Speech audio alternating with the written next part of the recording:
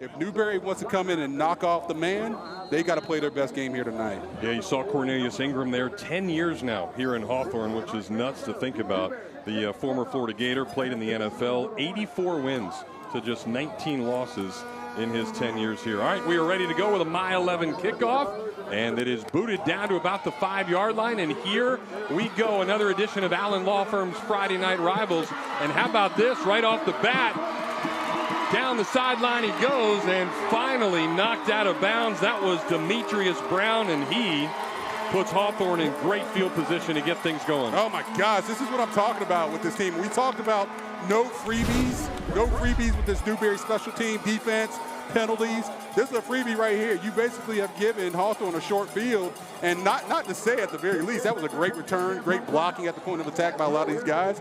This is the team that you don't want to give a short field to, Jeff, because they'll hurt you pretty quickly. So this offense will take over. It's an offense that put up 51 a week ago, and we'll see what they can do now with this short field. They are led by Adrian Curtis, a transfer, 6 feet, 170-pounder. Curtis wears number 12. We highlighted Keenan Johnson before the game. The running back is a force to be reckoned with, and we will see what Curtis can do to this team. Transferred in from Eastside. Saw him last year, Jeff, a really good player, and you just add a good player to a really good offense already. It's a recipe for success for you.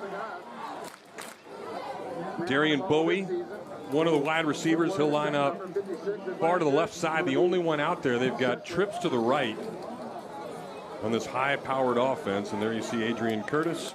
Troy Newsom, the white hat tonight, says let's do this thing, and we are just about underway as they have switched out the footballs. And Hawthorne will take over from the Newberry 32-yard line. Curtis in the shotgun. He'll take the snap. They'll quickly get it out to the running back, but it's knocked down. Great job by Logan McLeod. He got in there in a hurry. The senior 215-pounder.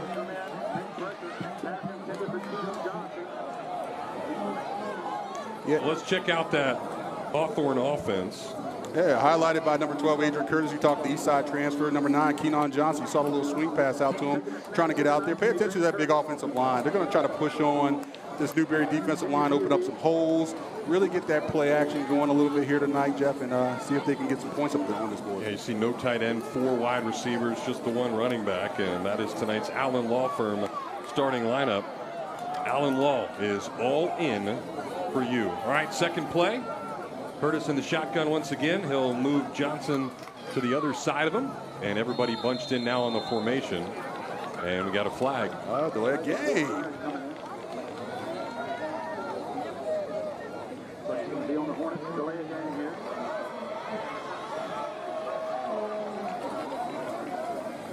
So that field position gets a little bit worse and makes second down a little bit harder. 2nd and 15 now, and Hawthorne will change up the play because of it.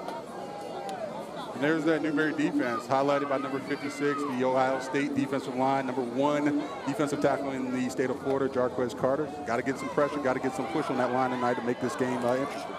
Well, not much running room right there. Hawthorne tried a little bit of trickery, but a slew of guys in there for Newberry. First on the attack was Aiden Mitchell, just a sophomore, but he was one of the 4 white jerseys in to make the tackle. And there, Shannon, you see the rest of this Newberry defense. Yeah, it's Lahari DeBose, also a really good player, fast, able to they have to keep everything in front of them because they're going to try to play action. But you got a lot of guys. Makai Newton up front. That defensive line is one of the tops in the area, Jeff. And tonight we're hoping to see a really nice battle up front. That's going to decide who wins this football game, in my opinion. So 2 plays so far, and neither of them have done anything for this Hawthorne offense. Curtis back. Big rush, chasing after him. Curtis on the move, will try to throw it on the run, and then nowhere is the teammate, so he'll just chuck it into the stands, and that is a great job by Newberry. Didn't get anything field position-wise to help him out, but they just pushed Hawthorne back, and we'll see if the Hornets choose to punt. Go back and look at Jarquez Carter. We can see that replay there. You see him number 56. They're going to double him. You saw it right there. The guard was on him. The running back came through a chip. lot of times you'll see chip on a defensive end because they're coming around the edge, but saw a chip on number 56 right there because they know it's not a surprise. It's not something that they haven't seen on film. That 56, once he gets loose, he can start wrecking a game plan. The Hawthorne will, in fact, punt here. And how about this, Shannon? Right tackle is going to punt. Loving it. Loving it. Joshua Knapp. And he'll put that left foot into it. How about that kick? A nice spiral. And he'll deaden that thing inside the 20-yard line, just past the 10. Let's go. Look at you. I mean, that's offensive line love right there. Able to be the punter and an offensive tackle. Yeah. I don't think I could do that, Jeff. Athlete. Okay, we're getting a little bit past. We're giving them credit for punting the ball now. Well, really nice punt, and now we'll see if Newberry can do some damage here. Let's check out that Newberry offense, a Allen Law Firm starting lineup. Allen Law, your local personal injury experts. Dial pound yes anytime, and you see the transfer Colin Dunmore coming in to lead this offense. Dunmore leading it, but pay attention, number 2, Caleb Woods, grown up in this offense. We've seen him over the last couple of years, has really started to show, started to start. If you see some big runs, some big passes out the backfield, number 2 is going to, that's the guy's jersey that you'll see flying in the wind. Dunmore was at Buchholz, never really played, never really got above third string in his couple of years, battled some injuries there, and switches to Newberry, and he's going to have a chance to lead this offense after Keel McGriff, last year's quarterback, ends up transferring to Buchholz to play wide receiver, and we will see Buchholz and Eastside next week. So a lot of great football here to check out. Well, we mentioned that defense, Shannon. There is a lot of studs back there running around. Yeah, number 1, Leland Johnson. But then on the back end, you see Zion Johnson, Travis Pete, Nathan Jennings. This is one thing that you'll see out of Hawthorne is that a lot of their defensive backfield plays on the basketball team because they're really athletic and they're really fast. So good luck of trying to throw the ball on this group. They pitched a shutout last week. Hawthorne getting the 51-0 victory, but there's some room to run, and that is going to be a first down by Caleb Woods. We mentioned how good he has been over the years, and Caleb Woods gets on the outside, and that is a UF Health Ortho Care first down. Walk-ins welcome 7 days a week at UF Health Ortho Care. A little bit of laundry on the field. See that, Jeff? We talked to the referees before the game. He said, "Hey, we don't want to see your arm or getting that arm workout in." And sure enough, we see a couple penalties here tonight. Yeah, it looked like the wide receiver must have been holding there on the outside to allow that running room for Caleb Woods. So it was a pretty nice positive gain for a first down. It'll back him up all the way back to the 15-yard line. Don't even know if it was necessary. Caleb Woods had kind of broken that tackle contained box right there, gotten outside, and sure enough, he was headed up that sideline. But I just think, a lot of times with these holding calls, you don't see it happening. The guy pulls away at the last second, and you grab some jersey, and the ref is always going to call it. Well, Dunmore's going to call 3 of his receivers into bunch to the right side of the line. Now Hayden Moore in motion. Dunmore back to pass, looking around. He'll sling it, and he'll find a wide receiver, and that is a nice throw and catch. And that will, in fact, be that UF Health Ortho Care first down. So first pass attempt for Dunmore is successful.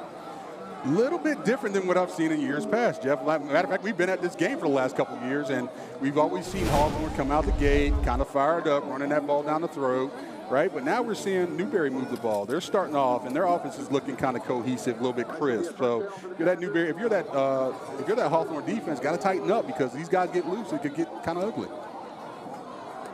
LaHarry DuBose on the catch, 6-foot junior. Dunmore going to try to run it this time, and not really much room to be able to do that. Has a couple of black jerseys in there. The first one with the tackle will be Jaheim Darby, the senior, 280-pounder. And we just had a late flag there at the end, and these are what happens when you play rivals, right? Tempers starting to flare. I think somebody on Newberry's offensive line might have just kind of threw a little bit of a punch, maybe pushed the guy back, and the referee saw it. Second guy always gets caught.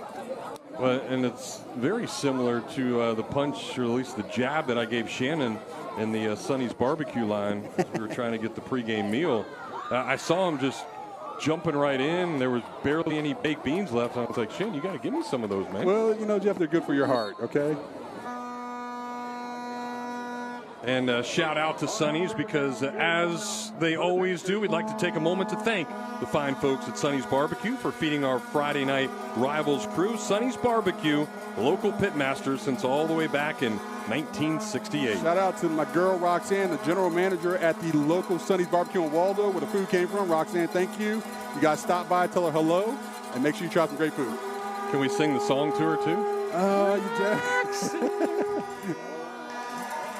Another nice job by that D-line, and it's that same guy, number 51, Jaheim Darby, in there in a hurry. It looks like Darby is ready to play tonight. Yeah, Darby came in and shut down a couple of those running plays, and it's important for him at that defensive tackle position to shut down Woods, who Newberry's notorious for running between the tackles, and sure enough, earlier here in this game, he's done a really good job of that.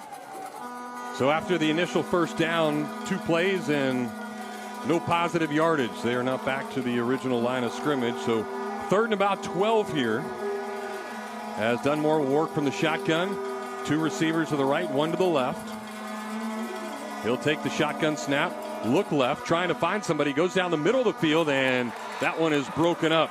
Nice play by Nathan Jennings to come in there and make sure that Hayden Moore does not make the catch. That's how Hawthorne plays defense, all right? You come through, put them into 3rd and long situations, and their guys, their athletes on the back end make plays. Now, given the fact that that throw could have been a little bit more up front, a little bit out more front, that slant might have been completed. But, hey, knocked it down, got him off the field, 4th down, ball goes to the Hornets. To carry on, DeBose back deep, the Hornets. He'll have his heels at about the 40-yard line. So each team having to punt here on their first drive. So far, Hawthorne winning the field position battle. And historically, Jeff, we've seen big plays in the kicking game from both these teams when they play each other, so be aware of that. Wobbly kick will be tough to get. Takes a very nice Newberry bounce, and then will settle down inside the 30-yard line. No chance for DeCarry and DeBose to pick that up. All right, each team has had a possession, and we are going to take a timeout. We'll come back. No score here early on in Hawthorne. And you see right there, Hawthorne getting huddled up. One of the athletic trainers here, and now they're going to bring in Troy Newsom, the head referee, to have a quick conversation as well. No score. Each team has had a possession, and Hawthorne wasn't really successful at all. They got the ball about their Newberry 30-yard line, and all they did was go backwards. So second chance now for Adrian Curtis, and we'll see what he can do with it. So analyzing this Newberry team, Jeff, in the past, they've been good offensively. They've been able to put up a lot of points, but I think this is Ed Johnson's best defense, and this is the year that they have to knock off the Hornets. And they may have to do it again in the state playoffs, but tonight is going to go a long way for the future. Running room right there, big hole to the left side, and right between the tackle and the guard goes Keenan Johnson, and the seniors got the UF Health Ortho Care first down. Pound the ball, attitude. That's what running the ball is all about. I think the Hornets kind of played around in that first drive and said, hey, let's try a couple of different things. But what they do well, Jeff, is run the football. And if they don't run the football well, they don't win the game. But they ran it well 27 straight games because they won them all. So they're all about attitude, and you see it right there. Well, and they ran away from big old number 56, Jarquez Carter, that time. So we'll see if that is the approach that they try to take. Trips receivers to the right. Curtis is going to hand it off, though, right up the gut. And Johnson breaks a couple of tackles. And he is close to another first down. That one is going to be just shy, it looks like. Nope, they're going to call it a first down. So back-to-back first down runs by the senior. What's the best way to neutralize a quick, shifty defensive line, defensive tackle, is to run directly at them. Don't run around them, because that's you're playing into their strengths. And that's exactly what Hawthorne's doing right now. They say, hey, we got five big, beefy guys up front. We run the ball straight downhill, and this is exactly what you're seeing. So Hawthorne crosses midfield for the second time. 2 receivers left, 2 to the right, but right back to Johnson, and there is Carter. And there again, that's what happened, Shannon. He was able to shed a tackle. They were trying to run away from him. Johnson had to kick out, and then that dude's just too fast. Hey, when you play stupid games, you win stupid prizes, Jeff. And sure enough, you keep running at him, he's going to figure it out. He's going to get mad. He's going to get angry. He's going to be pissed off. And sure enough, he shed the tackle, came down the line, and made a really nice tackle there in the backfield. Speaking of games, how's your college football game? Listen, I'm in play right now. I'm in year 6 of my dynasty. and that's 6 national championships. That a baby. You know what? Just dominating. Just because I'm playing on junior varsity doesn't mean anything, but I'm just saying I'm still in the 6 national titles. I think so many people really happy to have NCAA college football back to the gaming devices. And it is hot here tonight, and we're going to see a Hawthorne timeout to try to alleviate some of that heat. Well, and Shannon, I think it's you look at what Hawthorne is able to do successfully. We talk about them running the football. But you mentioned a little bit, I want you to expand on a little bit more. When you have a stud, so you got a guy on the other side that's going to Ohio State, one of the best programs in the country, how do you go about trying to deal with that? You're saying more so try to run right at him, makes it a little bit easier to do something? Yeah, so you talk about Carter, who's right about 6'3", 270. He's a guy that really rushes the passer well. But it's sometimes hard, Jeff, with those hybrid defensive tackles that play to run well, that are stout at the point of attack.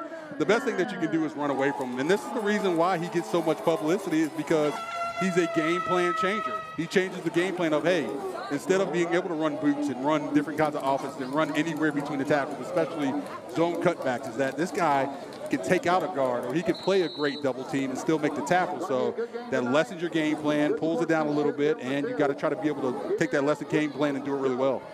All right, back to live action here. Curtis takes the snap. He's trying to get it loose, gets it down the field, and that one off of the hands of the intended wide receiver. A little extracurricular activity after the play, but nothing going on there as they almost got to the quarterback, but Curtis got it away. DeBose just couldn't hang on. Yeah, able to get there, and nice job of pulling up and not taking an unnecessary hit. We see that far too often where the ball's thrown way high, somebody throws a hit because they just want to lay the lumber, and a flag comes flying out. So great, really great disciplined play by that Newberry defensive backfield.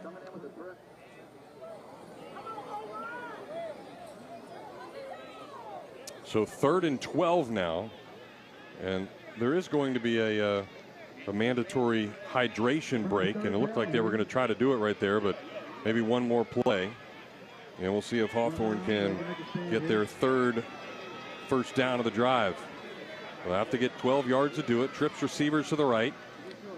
Curtis gets the nice shotgun snap, plants his foot in the ground, and now tries to run away. Ball's out, but he recovers it. Came right back to him, and Curtis is only able to get about 4 yards. And that means Hawthorne should probably have to punt it once again. Watch this again, and it was a great rush by that defensive line. Offensive line held up as long as they could, but everybody stayed in their lanes. Curtis is known as a little bit of a scrambler. He can get off the ball a little bit and make things happen outside the pocket, but they stayed in their lanes, able to get some hands on that ball, knock it loose, almost got himself a turnover right there. Yeah, very fortunate to get that ball back. But Curtis hasn't been able to do much on a couple of drives now, and back to the big fella. Gonna put his left foot into it, Josu Knapp. I'm sure he's not used to punting. Hawthorne's used to just going down the field and scoring a bunch. Yeah, he's an emergency-only punter and might punt one time a year, and he's done twice tonight. So that's another pretty good punt, and that thing will deaden inside the 10-yard line at about the 5. So the big fella has put a couple down there inside the 10-yard line, and Newberry's got a long way to go once again. I think he's a soccer player or something. Maybe. I mean, that's like depth punting. Like, that's really good. I mean, we see maybe a couple punts a year that may be really great inside the 5-yard line, but this stud, because he's an offensive lineman, so he's a stud, is putting it down there and putting his defense in really great position. Well, I think Hawthorne doesn't know what to do. He just came off the field after that spectacular punt. Nobody even gave him any love. Yeah, I mean, not even a high five. Conor McGregor walked off the field and been like, hey, look, somebody gives. I just don't think they're used to punting the football.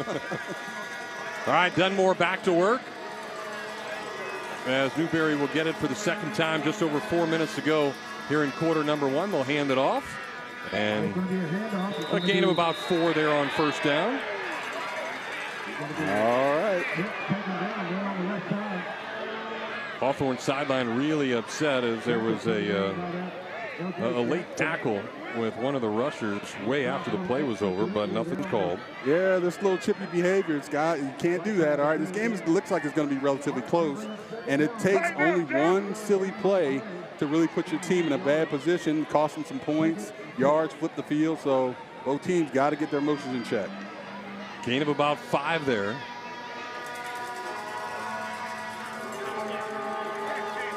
Dunmore switching up the formation. Caleb Woods to his right hip. And Woods is going to get the ball, but whistle's blown before it happened. It looked like Newberry was a little antsy on that one, moving before the snap. And it will be a false start to back him up 5. So, Jeff, if we're looking at this game, it's 0-0, and it's great. So, I mean, both teams are playing well defensively, but I think it's Hawthorne who has the advantage right now. Hawthorne hasn't really been threatened on their side of the field by this Newberry offense on their second drive, and you know, if they keep making mistakes, if things keep happening down here, you know, Hawthorne's going to take up residency, so they got to be able to try to do something to flip this field. Woods gets it again, but nowhere to run. They'll get back to about the line of scrimmage, so no gain is going to make it 3rd and 10. So I talked to Coach Cornelius Ingram before the game, and I said, hey, what's changed with this defense? You know, your defensive coordinator moves on. You know, you don't really know who you guys are. He says, you know, I think they're playing a little bit more free. These guys aren't thinking about things. We're teaching them the basics. We're teaching them how to play football. But they're being the athletes that they are. And sure enough, we saw it last week, the shutout, and you're seeing it here tonight, shutting out one of the better teams in this area with 2 minutes left in the first quarter. So Dunmore going to try to run here on 3rd down, looking down the field, and he's got nothing. Great play by Lanakai Jackson. He got in there in a hurry, and that one just a couple of yards away from being a safety. Yeah, gang tackling, harassing. This is what Hawthorne's defense does. If you don't know, listen, I'm not a guy that just loves the defensive game, but I love watching Hawthorne's defense because they play it so well. These guys get to the football, they gang tackle, they'll hit you in the mouth, they're nasty, they're violent. This is, if you're looking to replicate a defense, this is what you're looking at here. And Jackson got the love there, but you got to give credit to all of those DBs and linebackers. They did a great job of making sure that nobody was open down the field. So Newberry has to punt from the very back of the end zone.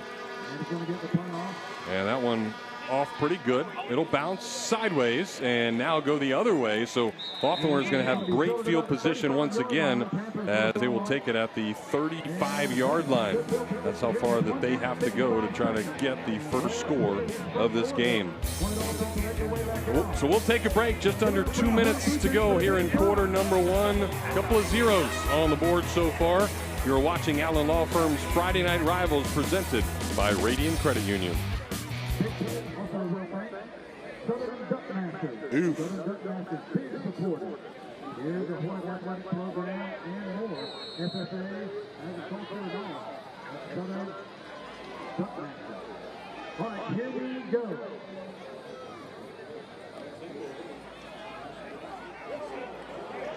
This will be a handoff. Johnson. Newberry Panthers coming on. Big stop coming in. Tyler Newton there on the play. Also at 56, coming in, Webb Carter, 6'3", senior, Carter.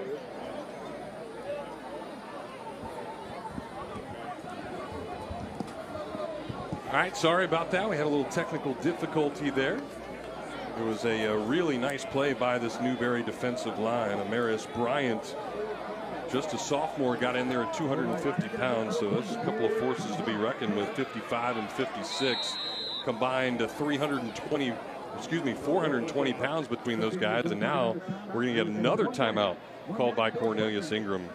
Yeah, this is the thing. We talked about how good this front is and what they do and how they play. Gave up 20 points last week, but I don't think it was indicative of who they are and how they train in this offseason. Listen, I live pretty close to Newberry High School, and I go by there every day, and I see them out in that hot sun, just like a lot of teams in North Central Florida, across the state, across the country. But there was a little something different about them. There was a little bit something different about the fact that they were working for this very game, Jeff, this very game that they've lost quite a few years here in a row, because this has been the bully. This has been the Thanos. This has been the Infinity Stone that they just haven't been able to attain because this team is so good. And now you're here tonight. You're on this field. You're in this Hornet Stadium. We're surrounded by this community, which supports this team like crazy, the Hawthorne Hornets. You're Newberry. You got everything to gain. You got one last shot if you're Jarquez Carter to beat this team. You got one last shot to take this team out. And tonight you see them playing really well, and this is the very reason why.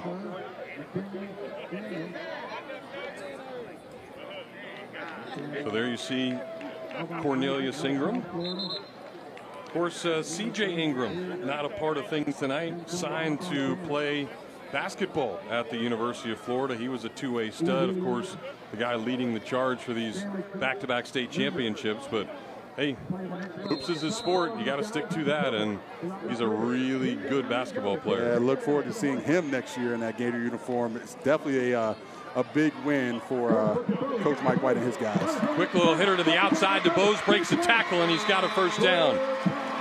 So good play right there, but DeBose might have been shaken up. He's still down at the end of the play. After one really nice move, you saw the speed.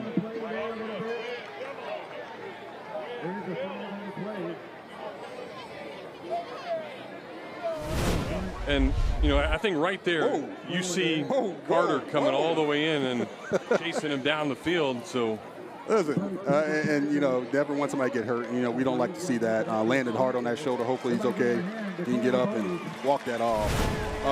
But we talk about number 56 and what he does. Look at this, folks. He's a defensive tackle. This is like, you don't see this a lot. You don't see a guy 275, 280 pounds able to chase down a skilled guy like that and be explosive on a tackle. Doesn't happen. So you're talking about, you're trying to figure out why this guy's ranked number one, the number one defensive tackle in the country, why Ohio State wants him, why he's a 4, borderline 5-star guy. But you just kind of saw it live and in living color. Yeah, anytime you see a D lineman chasing down wide receivers or running backs, you know that that person is legit. Well, there was a flag at the end of the play, so that's going to push Hawthorne even closer to the goal line now. So they are inside the 10-yard line with under a minute to go here in quarter number 1. So Curtis will get the snap, but we've got some whistles again. Yeah, this guy looks like it was a false start right there. Maybe somebody jumped off sides. Regardless, you're about to see a nice, steady diet of number 9, Keon Johnson. He is the guy inside the tackles, and if anybody's seen him, if you walk up on him, he's every bit a part of 6'2", 202, 210 pounds, right around that range. Hard to bring a guy like that down. Stocky, got muscles all over the place, so be prepared to see him being handed this ball until they get into this end zone. In the Call Mattress Superstore red zone, Dotson will get the carry, goes left side, trying to fight his way in, and he is in. So with about 20 seconds to go here in quarter number 1, Hawthorne gets on the board first, and this crowd is pretty pumped for a mile 11 touchdown. That kind of feels good when that happens right after you say it. Bouncing off of tacklers, guys, normally one guy's not bringing this young man to the ground. He is running through tackles. We've seen it for years and years, and sure enough, he runs right between the tackles. 2 guards pulling on this counter play, bounces off 1 guy, not bringing him down. 2 guys dragging 1 guy to the end zone, and a reservation for 6. Well, another big guy kicking here for Hawthorne. That is Sean Carroll. 5'10", 235-pounder, boots it right through, and Hawthorne with a 7-0 lead here in quarter number 1. What is it with the lineman kicking the ball around here? I'm definitely digging this. I got to get with CI after the game and tell him how much I like this game plan, see if I got any high school eligibility left. I think he's got the bigger legs, so I feel like they can kick it better. Hey, listen, this game's close enough that it may come down to a field goal, and I want to see what they can do in that kicking game. So a nice drive there by Hawthorne. It took them a little bit to get going, but finally got the momentum that they needed. But again, it was because of that defense setting everything up. You forced Newberry to punt from the very back of their end zone, got the ball at the 35-yard line, and just did their thing. We saw it. Newberry has lived in this first quarter, has lived on their side of the field. Their defense has. They played on a short field. So luckily, we're not seeing a bigger score than what we have now. But in the same breath as that, if you're Newberry, now's a really important drive. Now is an important part because you can maybe get something off his kick return. And Jeff, remember what I said earlier is that we've seen big kicking plays in this series in the last couple of years that we've covered these teams. So don't be surprised. Newberry, great at kickoff returns. David Schmidt, who was really great for this team the last couple of years, took a couple to the house. Don't be surprised if we see another one of those here tonight. Yeah, David Schmidt at the University of Florida. A walk-on there. Great year for Newberry last year. So Carroll will kick it off.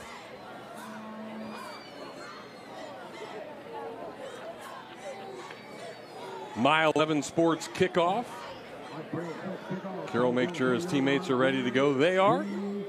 And he will start that slow walk into the football, and there it goes. All the way down to about the 5-yard line. But we've got some whistles. And it's going to be a false start on the kickoff. Jeff, this has been a long first quarter. This has been a very long first quarter. We've seen a lot of plays, a couple of mistakes on both sides of the ball from both teams. So I'm looking forward to seeing in the second quarter, can they settle in? Will we see a little bit of more of offensive explosiveness by both Hawthorne and especially by Newberry since they're down 7 points?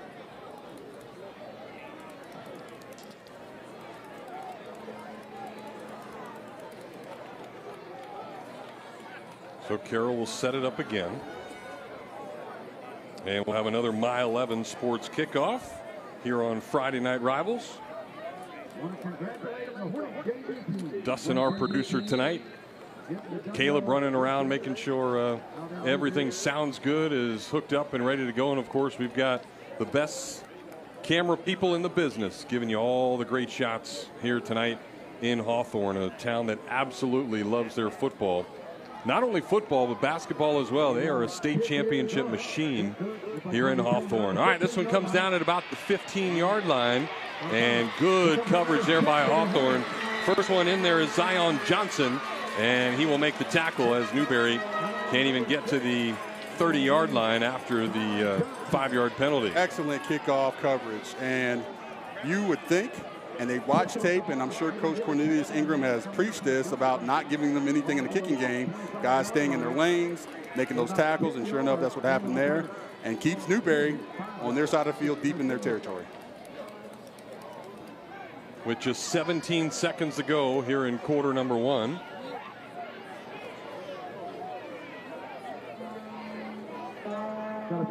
Dunmore has been only able to complete one pass here in the early going. Caleb Woods has been a workhorse, as you would expect.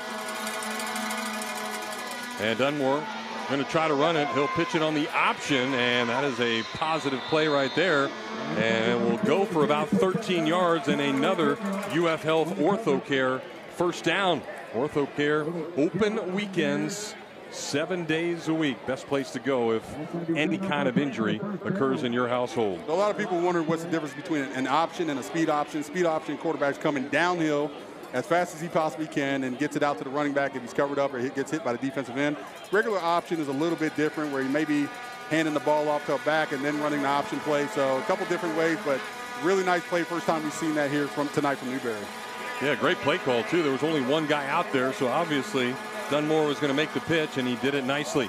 He's going to pitch it out to the left side here, and there is a nice catch. Hayden Moore over there right in front of his teammates. And that's going to be a gain of about 6 and be the last play here of quarter number 1. So as expected, a defensive battle here tonight. Two really good defenses has made this a low-scoring affair, and Hawthorne leads it 7-0 as we end quarter number 1. We'll take a break and come back and see what Newberry can do as they try to get down the field and tie this thing up on Friday Night Rivals.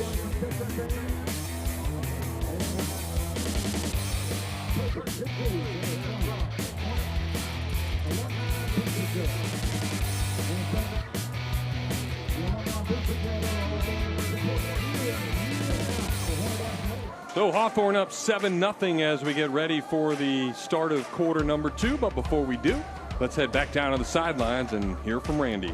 I'm with the reigning 1R Player of the Year, and C.J. Ingram. C.J., what went into the decision to play just football, and basketball your junior year, but now in your senior year, just play basketball?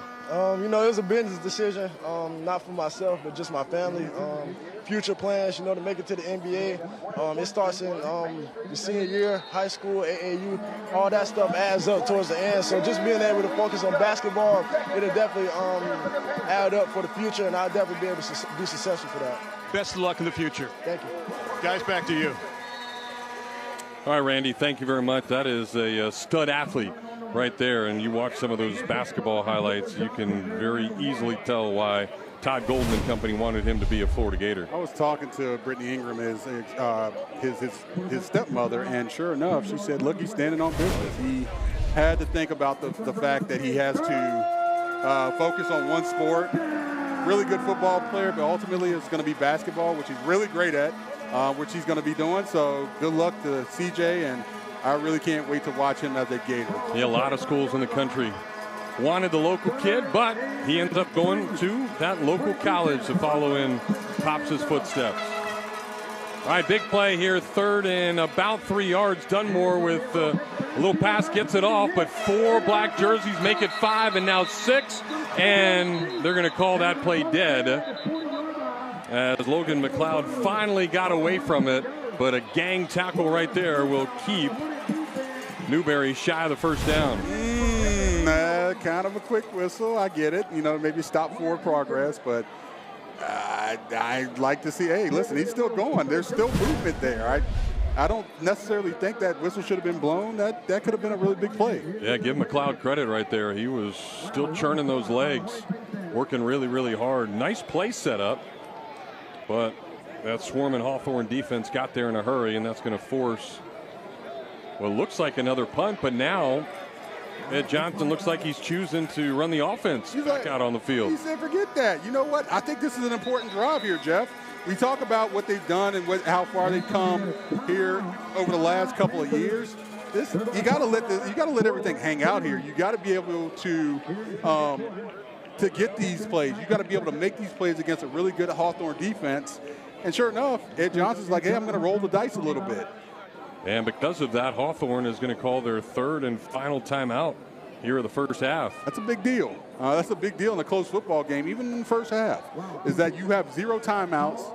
You have zero room for errors, so no substitution errors. Nothing can happen to where you can't even call a timeout. So, hey, once again, everybody's rolling the dice here, but I think this is important. I think Coach Cornelius Ingram sees the fact that his team is he sees Newberry trying to push the dial a little bit, trying to get that blackjack off of 20. So we'll see what happens here moving forward. Well, stay tuned for the Pavlov Media Halftime Report. We'll hear this week's Allen Law Scholar Athletes. Allen Law, here for you 24/7, 365 days a year. We'll also talk with tonight's participating school administrators, plus Thursday night lights, Friday night rivals. That means highlights from all over the country. It's all coming up in the Pavlov Media Halftime Report. Pavlov Media, high-speed fiber internet coming to you. Dustin coming to us. He is our producer tonight, doing a great job back in the studio. The opposite sidelines where the Newberry faithful have showed up are completely full, and it is standing room only. It is. Here in Hawthorne tonight, up and down the railings at each of the fence. Shannon and I both get here pretty early, and there was really no parking spots more than an hour before the game. Well, folks, don't let Jeff tell you a story. He had VIP parking. He had a red carpet rolled out. He had a nice little croissant that he had along with a nice Gatorade. They made me park across the street, so that's just what it is. You didn't work out this morning like I did at 5:30. All right, big play right here. Dunmore back in the shotgun. Logan McLeod, who tried to break those tackles the last time, and that's going to be a flag. Yeah, McLeod tried to get set. He ended up moving forward, and that false start is probably going to change Ed Johnson's mind now, and they're going to be forced to punt. Yeah, I think it was a little bit of a cadence thing. They wanted to see if they can get him to jump off sides. It was 4th and less than 5. You get them to jump off sides, it's a free first down, but well-disciplined, well-coached team this Hawthorne team is. They weren't falling for it. So to carry on, DeBose will go back deep. And Zane Spires will kick it for Newberry. Spires, now in his senior season, has been doing a great job over the last few years here for Newberry. The punter and, of course, the place kicker. Good snap. And end-over-end kick, and that will be fielded. He'll shed one tackle, now another. And trying to get down the sideline is DeBose, but he won't make it. And now you're going to get another flag coming in. Yeah, this is silly stuff. Here we go. like unnecessary flags that are flying out. We saw them early in the game. We see them again here. We talk about controlling your emotions. I think Hawthorne's doing a great job of controlling theirs, but Newberry, they got to get on that page. You're down. You're down 7 points. Don't cost your team 15 yards. That is stupid. It's not the best thing you can do, especially when you're in a tight football game against a really good opponent. Jamarcus Wimberly came out of there saying, hey, I didn't do anything, but it will be, in fact, a personal foul on Newberry. So that's going to give Hawthorne some extra yardage as we will take a break. Hawthorne already up 7-0. They'll try to add to that lead. When we come back, you're watching Allen Law Firm's Friday Night Rivals, presented by Radiant Credit Union. Well, stay tuned later for the Bounds Heating and Air Teacher Spotlight. Call Bounds. So many great educators here in North Central Florida. A lot of great teachers here in Hawthorne. Speaking of Hawthorne, that penalty gets him over midfield, and Curtis is not going to be in the shotgun. He'll toss it out to Johnson, who's trying to find some running room but can't, and he will actually lose a couple of yards on the play. Yeah, great defense. Johnson getting over to that sideline, trying to turn it up, but great job by stringing it out by that Newberry defensive backfield, those outside linebackers. Great team defense right there. Everybody getting a hat on the ball. Well, and we've got another flag now. You've got a lot of trash talking going on. Davian Pugh over there, right in the middle of it. You got to stop it. Yeah, this BS has got to stop, guys. I mean, this is an important game for both teams. I know we're only one game into the season, but both teams 1-0. Both teams looking to advance to the state playoffs again. Hawthorne obviously looking to win a back-to-back title, but here we go. You can't expect to win a football game if you're just costing yourself silly penalties. Well, I see Troy Newsom there calling penalties on both sides, so those will offset. And this Hawthorne crowd really into it. It's almost, I guess it's their thing, Shannon. Remember the old soccer, probably about 10 years ago, those vuvuzelas became like a big deal. Yeah, it's like they got them from the archives and pulled them back out. Listen, Jeff, I don't know if you guys can hear it in our headsets, but there's a bunch of horns and loud speakers and all sorts of stuff. And we talk about when a school supports the community, it is evident at Hawthorne. You love coming out here. It gives me goosebumps every time I walk into the stadium because it is a really, really just amazing, awesome environment. All right, Curtis back to the shotgun. He's pressured, gets it off, but behind the line of scrimmage, they'll do some dancing. Flag flies once again. DeBose gets back to midfield, but not much to show for it there as that Newberry swarming defense got up there in a hurry. Yeah, you see a bunch of guys running to that football on that little quick screen out to the wide receiver. Now, the ball needs to come down a little bit. These quick screens, and we saw it from Newberry. We've seen it now from Hawthorne where they're airmailing that a little bit. The receiver has to jump up a little bit to catch it. Those are timing plays, all right? Got to catch it on without a jump. Got to catch it and get into the flow of the blockers running their way. So got to bring those balls down. Got to be able to catch them and run with them. Well, we've got another personal foul now. Look like on one of the offensive linemen. I don't know really what to say. You can't keep doing this. I mean, both teams, and I get the emotion. Trust me, I've played enough in high school, Jeff. I played enough in college. There were some teams I didn't like Florida State. I didn't like Tennessee, right? Those teams, they brought out the best of me, and they brought out the worst of me as well.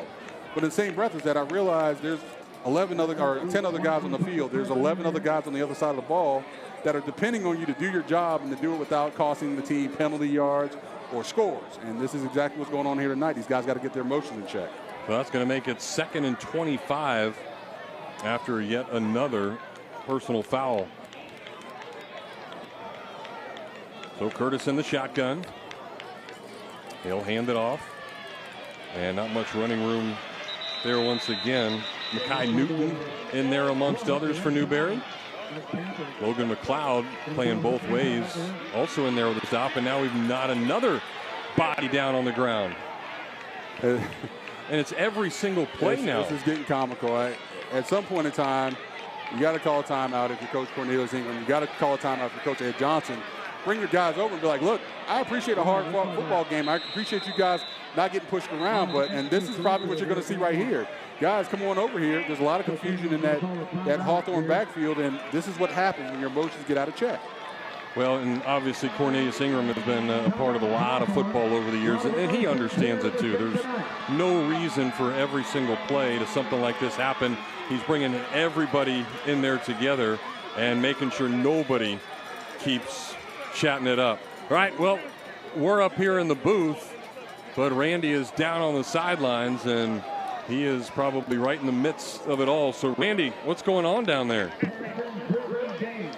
I have matriculated to the side of the visitors, and Ed Johnson's contention was, hey, let's call it both ways. Let's call it both ways. In essence, he's helped to create a chip on the shoulder for his team, and I think it's working. They're playing with more fire and fervor right now. And two, let's go back to last season. Remember, when you look at it here, Hawthorne gave Newberry their first and their last loss of the season. Something to think about.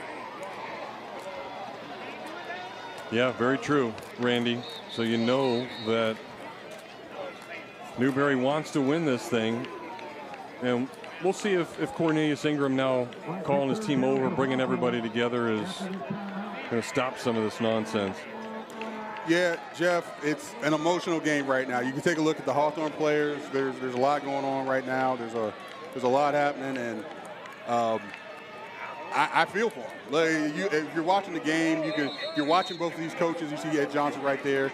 You can only feel like the emotion. You don't know. This is crosstown rivalry. They don't like each other, and that's okay. That's okay. You don't like each other, but at some point in time, the best way to get back at a rival, to really say, hey, I don't like you, is to get the best of them, to win the football game, and both teams need to settle down here and move forward. So it'll be 3rd and 25 now. Don't really have many of those plays in the playbook. Try to make it happen. We'll see what Hawthorne can do here. They'll send a guy in motion. Curtis will get it. He'll get rid of it pretty quickly, but immediately to the ground goes to Bose after the catch, and Hawthorne's going to be forced to punt. Yeah, just ugly drive. It was ugly both ways, but you're Hawthorne. You started on the Newberry side of the field. You started at the 40 line. Look at where you are now. You're on you're 30. Well, you're 33. So we talk about controlling your anger, controlling your emotions. That also involves completing a play. Hawthorne's very big on timing. They're very big when they're not running the ball down somebody's throat. They're big on timing, and their timing was thrown all off. We saw the high-sailing wide receiver screen pass not working. We saw the personal foul on the other side of the field. Both teams got to get themselves under control and get back to playing great football as they did last week, and they have pretty much both these coaches' tenures. So Knapp's going to punt again. Probably is worth one so far. That one just barely gets over midfield. Takes a sideways bounce, and that's going to settle down at about the 43-yard line. So good field position here by Newberry, and we'll see if they can finally get something going tonight. And Jeff, well, near the conclusion of the game tonight, we'll be highlighting the Davis Chevrolet drive of the game. Of course, brought to you by Davis Gainesville Chevrolet. Jeff, you're taking a look. We're on the team home team sideline. We're on Newberry's sideline, and it is hot. Not meaning hot outside. Yeah, this is Florida. It's hot out here. It's hot and muggy, but it's hot. Meaning these fans are just.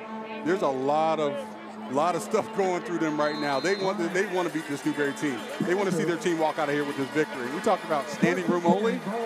Take a look around this field. There's a lot of people around here wanting to see their team, respective team, pull this game out tonight. So a different type of formation here by Newberry now. 3 guys back there by Dunmore, and they'll hand it to the deepest of all of them with some nice room to run. Crossing midfield there is Caleb Woods. There you go. We haven't seen Caleb Woods tonight have a lot of success between the tackles. One of the first relatively decent runs between the tackles right there. Maybe it's because this Hawthorne defense is getting wore down a little bit. Maybe it's like you don't want to run side to side on them. But a really nice run right there.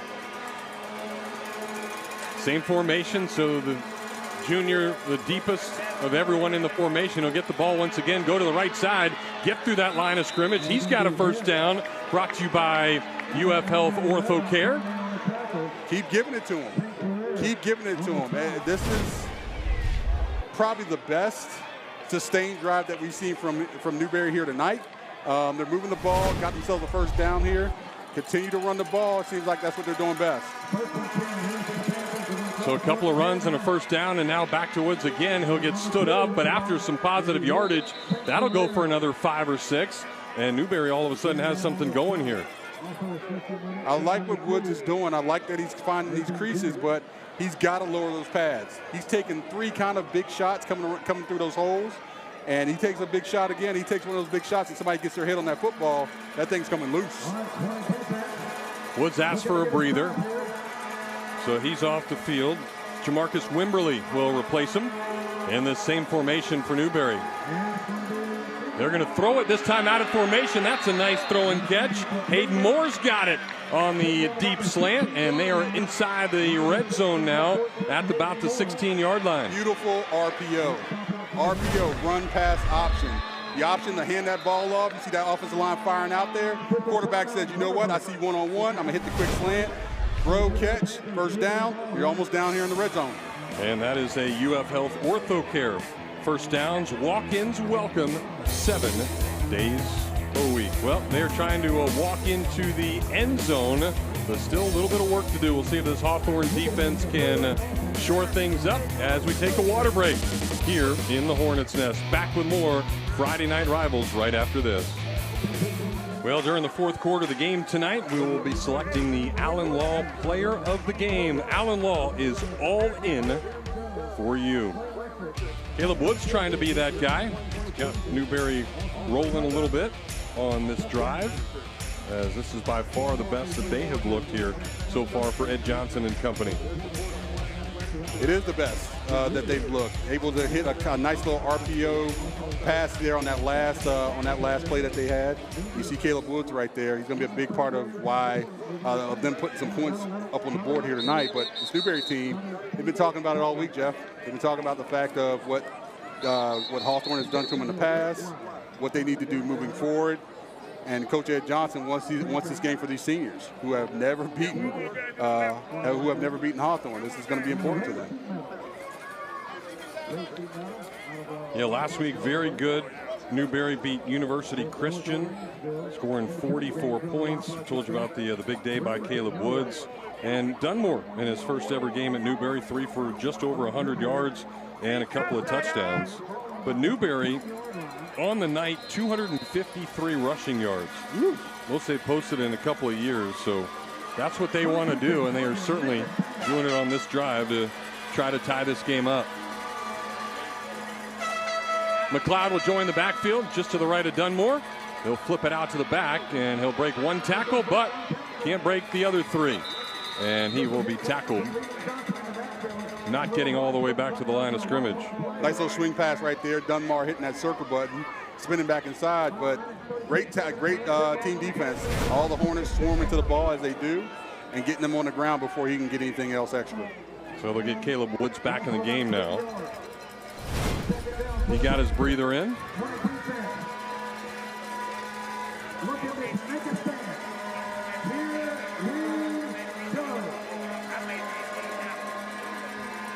And Woods now the only guy in the backfield. Trip receivers to the left.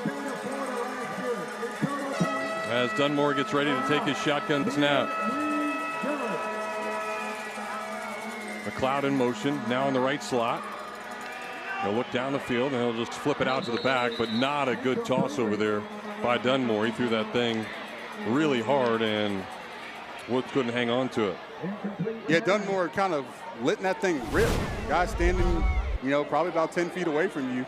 Throw a catchable ball. There's, one defender over there to have him miss, and sure enough, it's kind of a waste of a play, and you put yourself in at a really 3rd and long. 12 to be exact. Just inside the 20-yard line. Our Colamatris red zone. This crowd and their vuvuzelas are really getting into it. We even got a little kid down there with a megaphone. They all got them, Jeff. And it's going to force Newberry to call a timeout. It's been Hawthorne calling majority of the timeouts tonight, but Newberry uses one wisely here as they've got a big 3rd down. Closest that they've been to Hawthorne's goal line here tonight. A Hawthorne defense as good as advertised. but in danger of finally giving up some points here on this young 2024 season.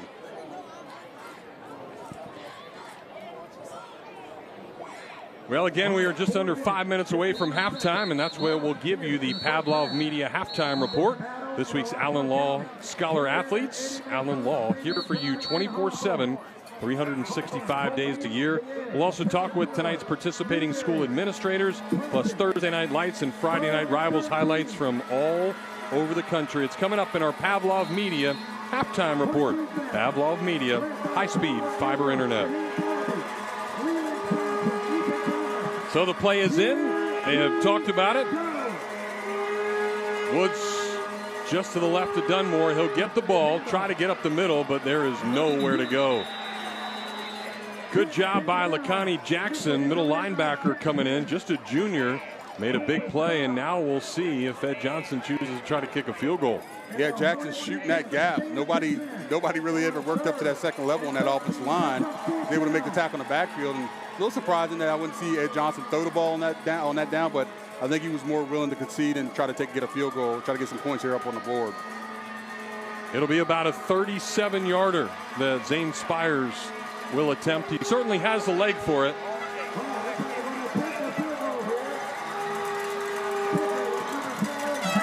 Spires will get ready as the crowd makes more and more noise. Good snap.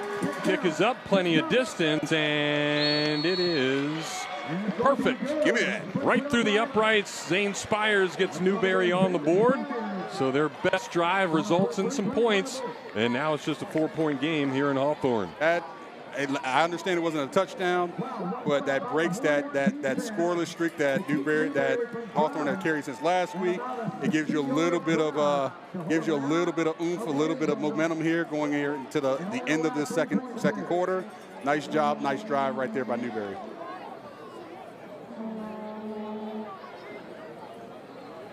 So Hawthorne will take over.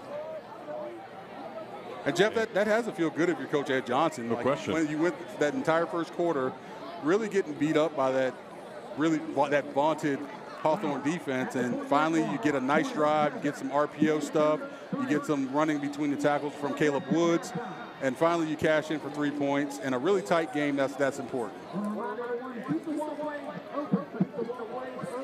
Well, and you changed up the formation too. The success happens when there were 3 guys in the backfield along with Dunmore.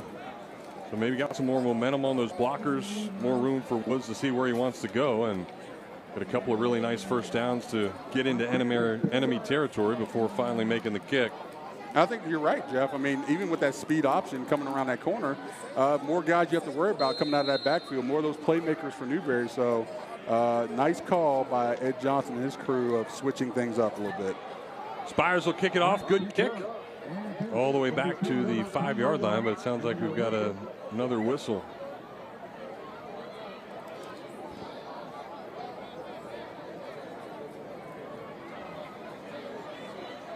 Well, again, if you're watching tonight on Facebook, like many of you are, big thank you to Allen Law Firm for providing the live stream coverage tonight.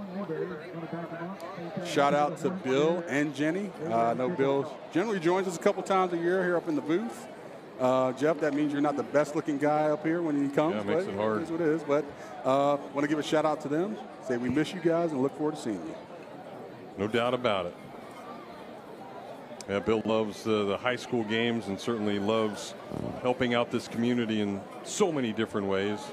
And that's been the neatest part. Even these first couple of weeks, you get to sort of these rural places. Chiefland last week, somewhat in the middle of nowhere, but a community that absolutely loves their high school football, and Hawthorne is certainly the same way. We're headed back to Bill's stomping grounds next week. Eastside versus U-Holtz at Citizens Field. Spires with another good kick.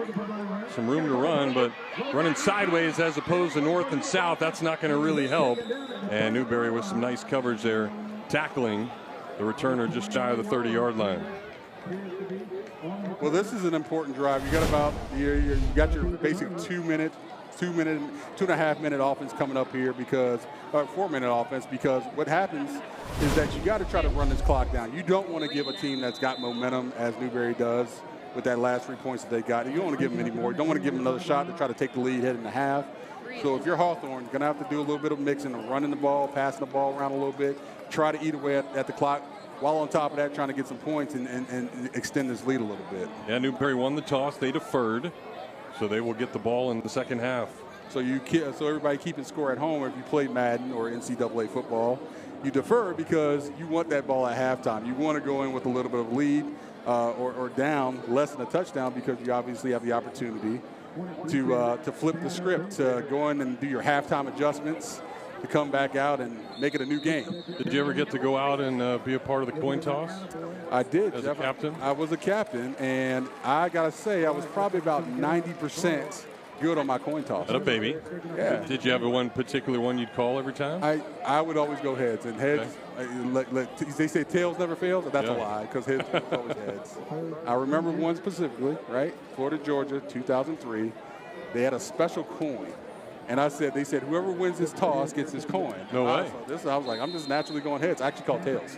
It actually won. So how about that? Yeah, I got myself a nice little commemorative coin at home from that Florida Georgia game, which we won, by the way, because we beat Georgia. So always did that back in the day. Good run there on first down by Hawthorne as Keenan Johnson back to work again.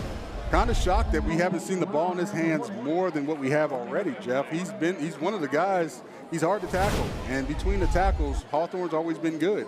Finally, we get to see him grab that ball, actually take that ball and run between the tackles and get what we've always seen out of Hawthorne, is those really tough, rugged yards. So second and about 5 now. Curtis will take the shotgun snap back to Johnson, tries to get outside. He's got some room. Receiver acting like he didn't hold, even though he may have. They will not call it, and that will be a UF Health OrthoCare first down with some nice positive yardage there for Keenan Johnson. Yeah, wash, rinse, repeat. Wash, rinse, repeat. Now you got to speed this up a little bit. You only got about 3 minutes left in the second quarter, but why do you want to get away from this? It's taking 2 or 3 guys to get this guy to the ground. And if you're struggling in the air with Curtis right now, struggling to get the ball out to your receivers, you see Curtis is a new guy in his offense, so it's going to take him a little bit to get it under his belt. But when you have number 9 back there, it should be easy. Hand the ball off, let him lean on people, let him get those tough first downs.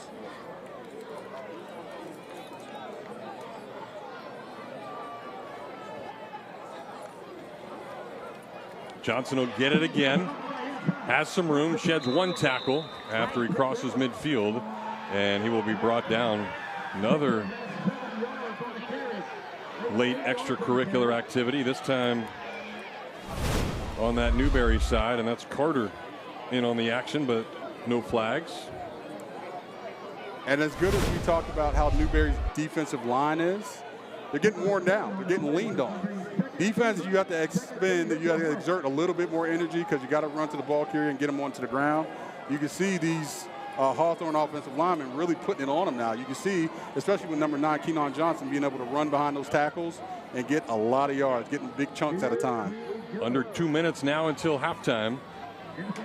Option play that time. Johnson puts his shoulder down, runs through a couple of Newberry tacklers, and he's got another UF Health OrthoCare first down. Walk-ins are welcome 7 days a week at UF Health OrthoCare right there off of 34th Street. You know, I would love to see that at the next level, number 9 against number 56. that would be a heck of a sight, because that was a collision right there. But number 9 getting the best, Keenan Johnson getting that first down, and Newberry's on their heels a little bit here. Here we go, offensive line.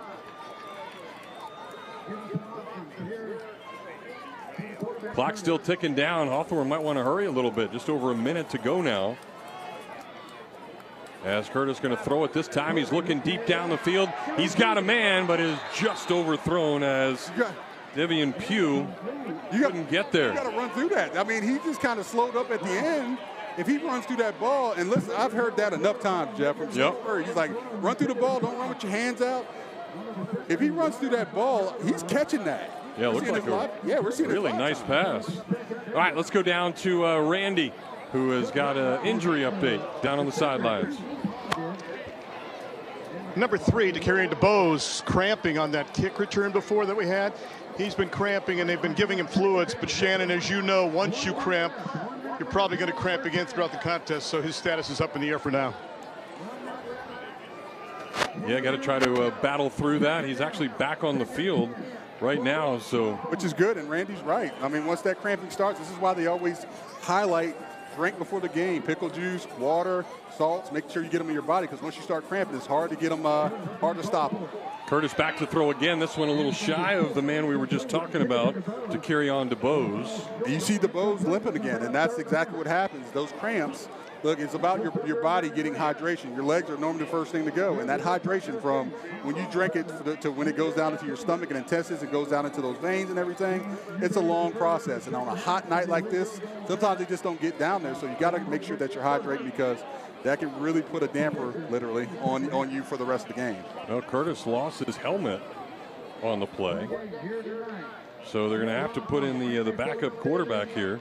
Richard Roundtree, just a freshman, will go into the game.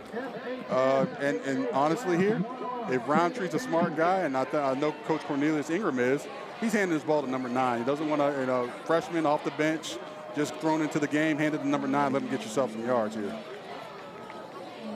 The Roundtree will have to go down and get a rolling snap, and that's a good job of just covering it up. So what was a pretty good drive by Hawthorne gets stalled once again just after they cross midfield, and they're just going to let this clock run down now with having to punt the football away.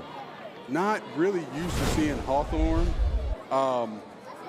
this kind of inefficient. You see these kind of mistakes in the first half. We've seen them early in the season quite a few times, Jeff. Not only now, but previous years, we've always covered one of their games early. And this looks a little bit different. I know there's C.J. Ingram's not in there, and he was a big cog of that state championship team last year and the team that went to the state finals the year before. But this is an important part of tonight when they go in for halftime adjustments, is to get the quarterback and receivers and the center off of that last snap on the same page. Josu Knapp with a really good punt this time.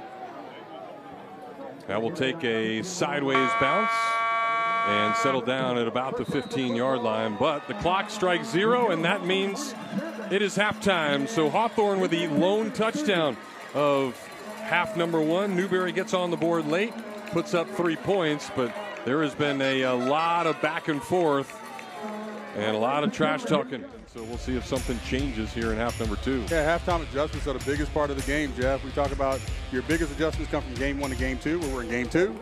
Halftime adjustments, so we should be able to see both offenses kind of start to get rolling, kind of start to get moving here in the second half, and that's important if you're Newberry, because once again, you want to break this winning streak that Hawthorne has had over you for such a long time, but you got to go past his defense. It's all what comes down to. It's been a defensive game between both sides, but that Hawthorne defense has been on a different level for years, and unless Newberry starts to put it together, control those emotions, it's going to be the same old story. Sam Carroll set to kick off. 2 guys deep for Newberry.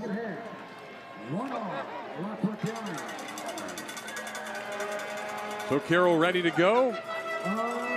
Takes a couple of steps, now puts that right foot into the football. It's a good kick, just inside the 10-yard line.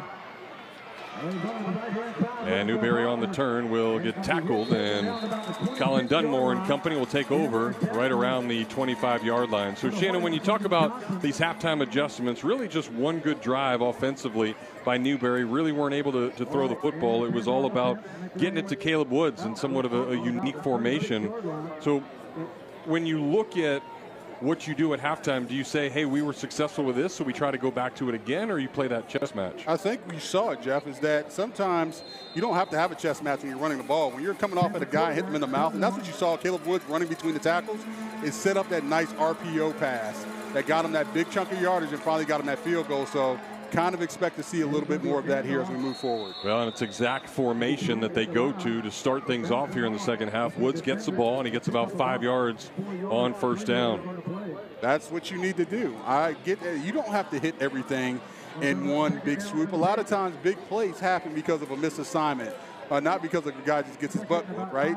So keep hitting those small plays, keep getting those first downs, lean on that defense, and those big shots will open up. Woods will get it again, goes right side, and he's got some more positive yards. Still will be a yard or two short, and now we've got another flag coming in late. So the chirpiness lasted a whole 2 plays. I mean, I get it, Jeff. I've been in matchups that been like this, never this extreme. Normally our coach at halftime is reading you the riot act and says, hey, if you get another flag, then you might not see the field for the rest of the year. So, hey, Hawthorne's got to think of the same thing. Coach Cornelius Ingram talked about it at the end of the first half, that too many guys are worried about fighting and, they're not paying attention to the football game. That's what happens. They're at the 35-yard line, 3rd and 1, 3rd and 2. You give them a free 15 yards. They're now at midfield and a free first down. So that's what happens. Yeah, huge penalty right there, and that'll make it a UF Health OrthoCare first down. So Dunmore will take the snap. They'll hand it to the deep back again, but he's got no room to run. Jamarcus Wimberly is tackled, and you can definitely tell the difference when Wimberly is out there as opposed to Woods. Yeah, Woods more of a downhill runner, willing to take it straight at your face. Wimberly a little scat back, the guy that's going to get the ball and try to make you miss. That's not good with this Hawthorne defense. They don't miss too many tackles, and they run really well. Well, we've got an injury down on the field. That is Lanakai Jackson, middle linebacker. And you see one of those UF Health athletic trainers right there, Caitlin. And that's the unique part of what UF Health does for all of these area high schools. There's athletic trainers in every single high school. They do such a phenomenal job. They all dedicate their time. They spend all these hours after school. They're still working in clinics. They're coming to their games, not only football games, but you've got volleyball and basketball and baseball certainly. So a lot of credit to what UF Health is doing in supplying all of these high schools with athletic trainers. Yeah, phenomenal job. UF Health, one of the best hospitals, programs in the country when it comes to making sure these are athletes in every sport, any sport across the country are taken care of. Wonderful job here by this staff. Well, and the best part about what they do is you have them working on these University of Florida athletes. You have them working on the high schoolers, certainly, and then they could be working on you. So you go into OrthoCare and you've got those same doctors that are working at these high-level athletes checking you out as well. And if you're checking us out on Facebook, that live stream courtesy of Alan Law. Well, there's Wimberly again, and he's got nowhere to run. A lot of black jerseys storming to the football, but some laundry down on the field once again. This is great defense. Wimberly able to kind of get in, try to bounce it outside. Just great job gang tackling by that Hornets defense. Love watching them because it's never one guy. It's always 2 or 3 or 4 guys hitting a guy and trying to get him to the ground. Well, that's going to be another penalty on Hawthorne here. Are you kidding me?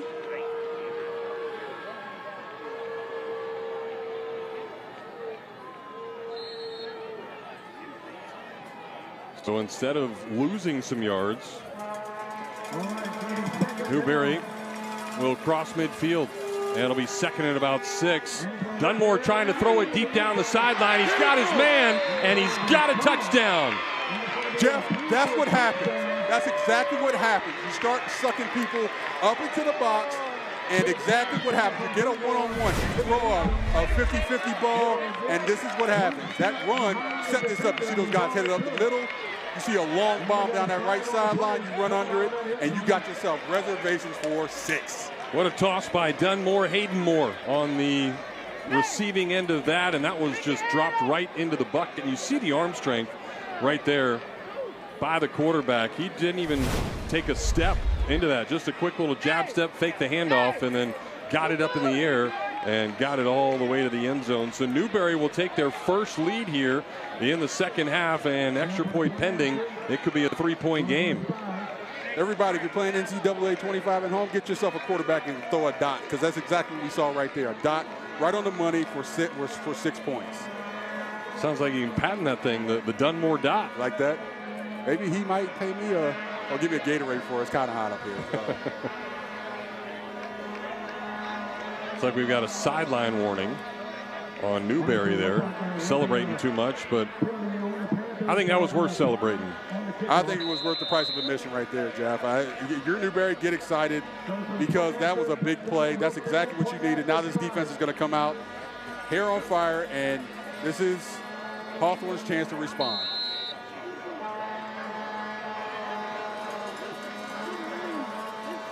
So Spires to attempt the extra point. It is perfect, and it will be a 3-point lead. So great job there by Newberry. A couple of penalties helped them cross midfield. And then 50 yards later, Dunmore to Moore for the go-ahead score. Hey, how about that? Poet and don't know it. Newberry 10, Hawthorne 7 here on Friday Night Rivals.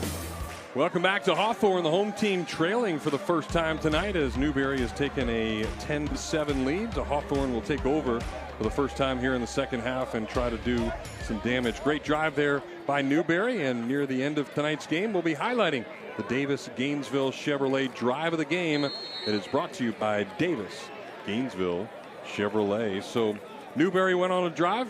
Shannon, Hawthorne's going to have to try to do the same thing now. Important drive for them to come out.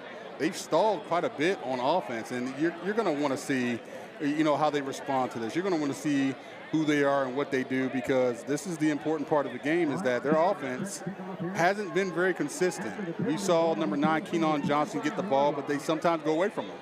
And that's been a little bit of a frustrating part, because they've always been able to depend on their running game, whether it be C.J. Ingram, who's not out there tonight, or something else. They've always been able to depend on that running game, so they got to get that thing flowing. Well, penalty pushing some things back. Zakarian DeBose got the ball in after the pooch kick, and DeBose almost broke it, getting all the way to midfield on another My 11 Sports kickoff. You're on Friday Night Rivals. Well, Jeff, they're in a really good position right now at midfield, and got at least a nice kickoff return, obviously aided by that unsportsmanlike conduct penalty, something that Newberry didn't need to do.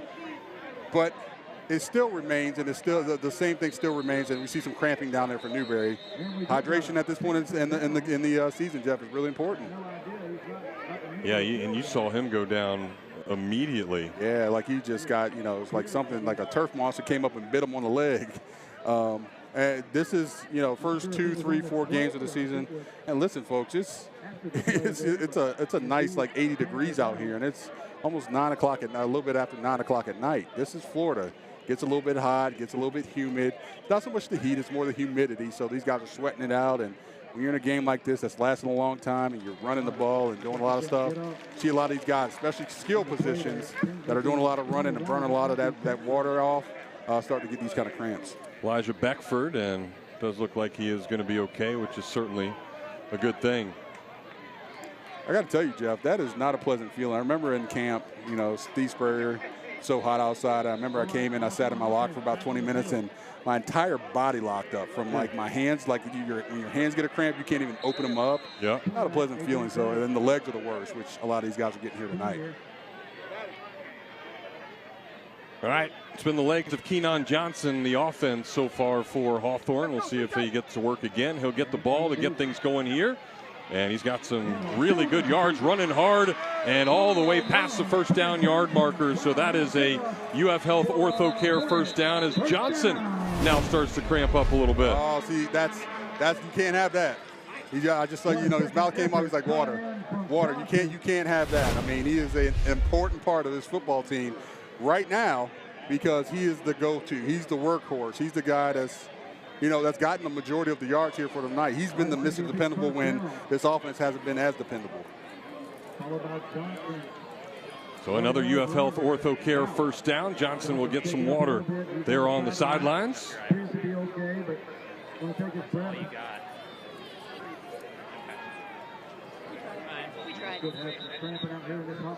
And we're going to get a timeout from Newberry now.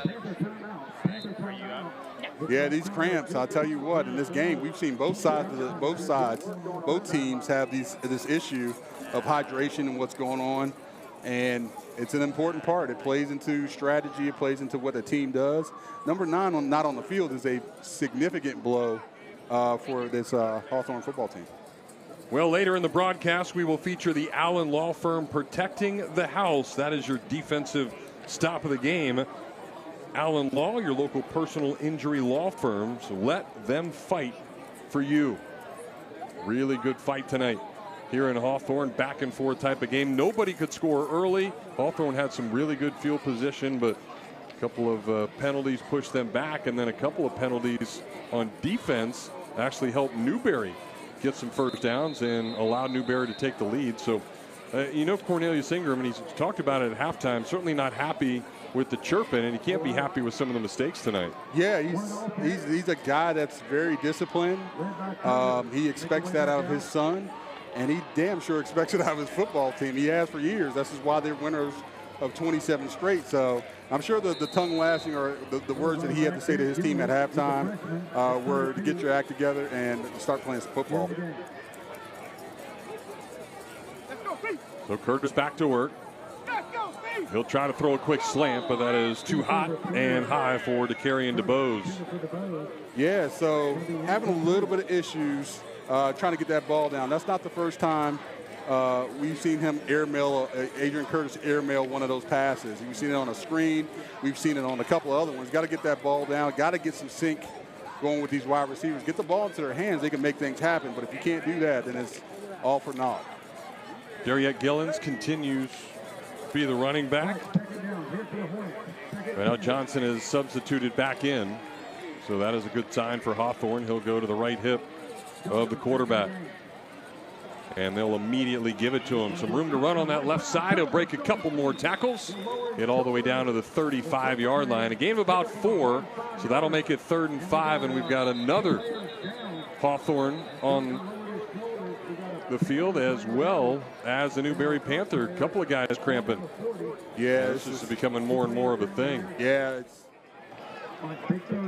well, great job by Annette. 20 years doing it. There's a backwards pass, but some room to run.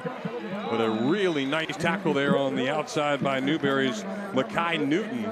It looked like Johnson was going to get to that first down marker, but Newton came in and made sure he didn't. Yeah, Newton did a really great job on a bull running downhill. We saw Keenan Johnson get a running start and Newton able to come over and kind of trip him up, get him on the ground. Really nice open field one-on-one tackle. Well, it's going to make it 4th down and about 4 or so. Legit, you have to go for this. I mean, you're not punting this away.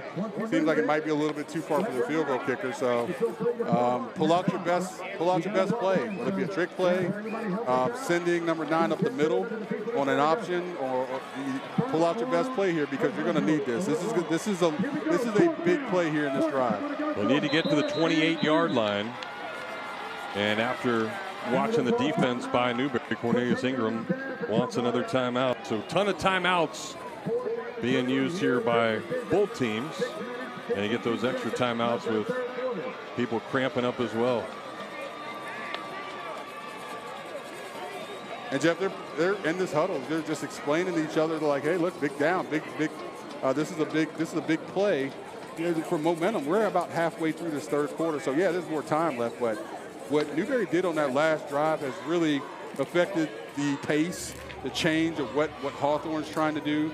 They wouldn't be going for this on 4th down. They may try field goal. They could punt it away because their defense had played really well, but it only takes a halftime adjustment. It takes a halftime play. It takes one score, what we saw, that big bomb at that they just had on that last drive, to change the mindset. Now they're kind of a little bit in desperation mode. They're a little bit in like, hey, we have to, we want to, we need to, because we don't know if we're going to get down there again. Newberry's defense has been good tonight, and this might be the closest that they can get at this point in time. So a big play right here, maybe the biggest of the game so far for Hawthorne. They'll need to get about 4 yards. Johnson in the backfield.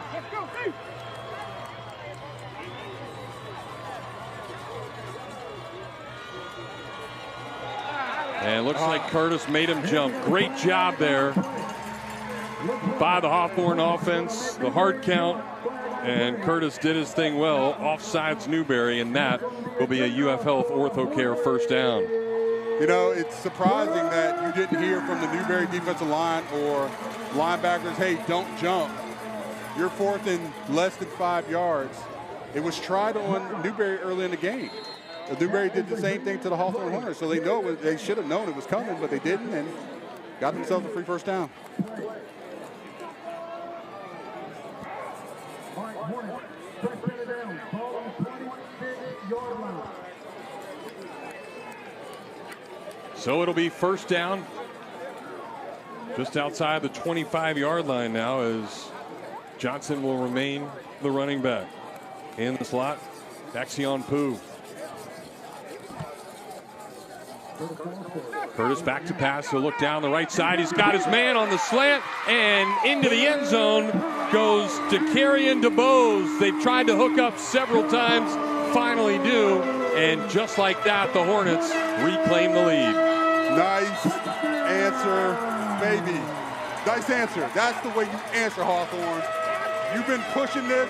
It's been going at this pace for all night. You finally hit a big pass, a nice slam for a touchdown. Get yourself in the end zone. This is what you need to do. Hey, good job, Hawthorne. Very nice. Well, so you're starting to see both of these quarterbacks, their ability to throw the football. It wasn't showcased early on, but really nice pass there by Adrian Curtis, and then we saw the toss from Dunmore to give Newberry the touchdown.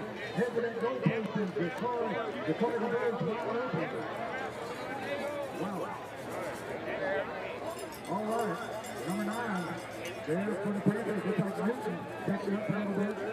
Well, during the fourth quarter of the game tonight, we'll be selecting the Allen Law Player of the Game. Allen Law, your local personal injury law firm. Let them fight for you. Everybody's still fighting those cramps, including the guy that just caught the touchdown to carry on DeBose. The wide receiver cramping up. You got one of the D linemen for Newberry. That's Mekhi Newton making his way off the field. And folks, we're not even halfway through this third quarter yet. I mean, Jeff, look, it's muggy. It is muggy out tonight. You see multiple. We've seen probably about 10 guys, or 10 times somebody's cramped up on that field. It's, yes, sometimes hydration, but a lot of times it's just the mugginess. It's definitely 100% humidity out here tonight. So I can see why this is happening. It's part of the game plan. It's part of the game, especially when you play football down here in the South. Sam Carroll will try for the extra point. The right-footed kicker ready. And the kick is up and through. So that will give Hawthorne a 4-point lead. A 14-10 game as Hawthorne has marched right down the field and reclaimed what they came to do here tonight. Yeah, we talked about them answering. They answered. They did exactly what they were supposed to do. They're who we think they are. Now, the coin flips back to Newberry. How does Newberry answer? This is, I hope and I feel as if the tides have turned. It was a defensive game in the first half. Now we're going offense. Both teams are starting to figure each other out. And that chess that we talked about, Jeff, is now, hey, the queen got moved into a check position. How does Newberry respond? Can they make a better move on this next drive?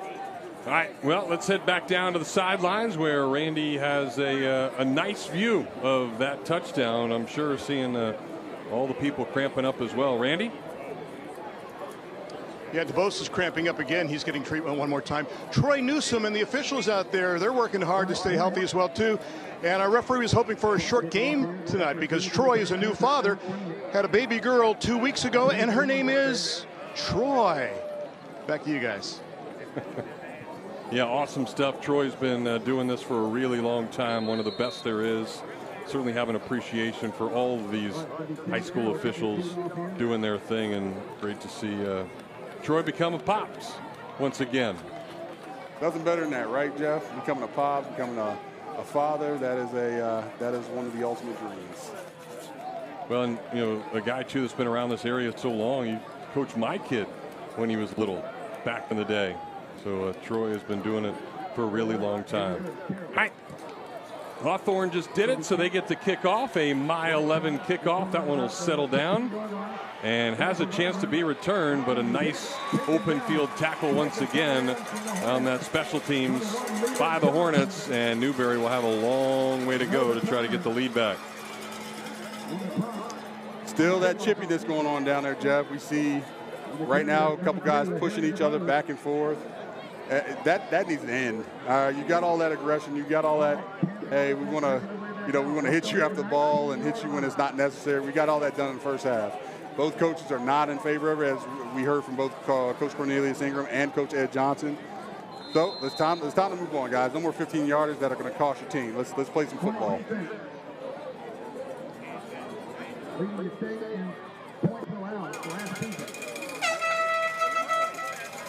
High snap as we get things going here.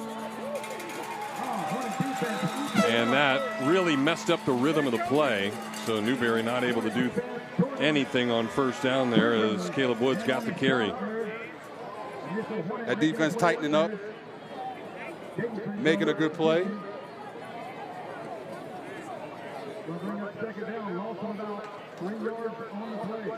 So loss of about 3. We'll put Newberry behind the chains. They found a formation that they've really liked. 2 guys to each side of the quarterback and then a deep running back, and that's what they'll do again, much better there, as they'll get some positive yards to make it 3rd and manageable, about 5 after Woods. It's a nice gain of 8. So, Jeff, they're going to take a timeout here for a water break, and important part of this game, everybody got rehydrated. Yeah, everybody certainly needs it. And how about all of you? Take one with us. Grab your favorite beverage, sit back, and enjoy a really good game here on Friday Night Rivals. Hawthorne up 14-10, midway through quarter number 3. Well, a lot of people cramping down on the sidelines. You continue to see so many players stretching, all the athletic trainers here doing their thing. And, you know, it's not only affecting the players, it seems like it's affecting some of the coaching staff as well as we go back down to Randy. Yeah, Cornelius Ingram has been affected by the sultry conditions here tonight. He's being attended to. So in his stead, Greg Bowie, who's the athletic director and the offensive coordinator and the coach's brother, will run the team in the interim. Well, let's hope CI is okay. You did see him walking on his own off the field.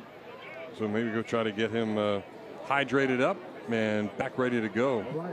But you look at, you know, a lot of these Hawthorne players, Carrion DeBose, who caught the last touchdown, he's had to be tended to several times. Keenan Johnson right in front of us, about the 40-yard line.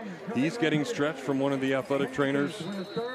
Yeah, several guys on their defense have had to, you know, stop and be taken off the field. So this dehydration is getting, these cramps are getting the best of everybody.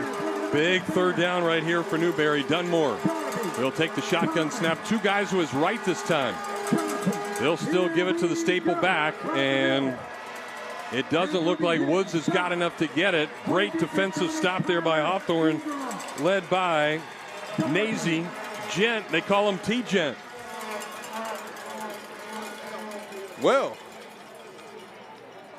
do you roll a dice here? That's the question. Do you roll a dice here? Is it too far in your territory where you're saying, hey, we can play some defense, and looks like that's what they're going to do. They're going to punt this ball away. Yeah, I think you got a lot of game left.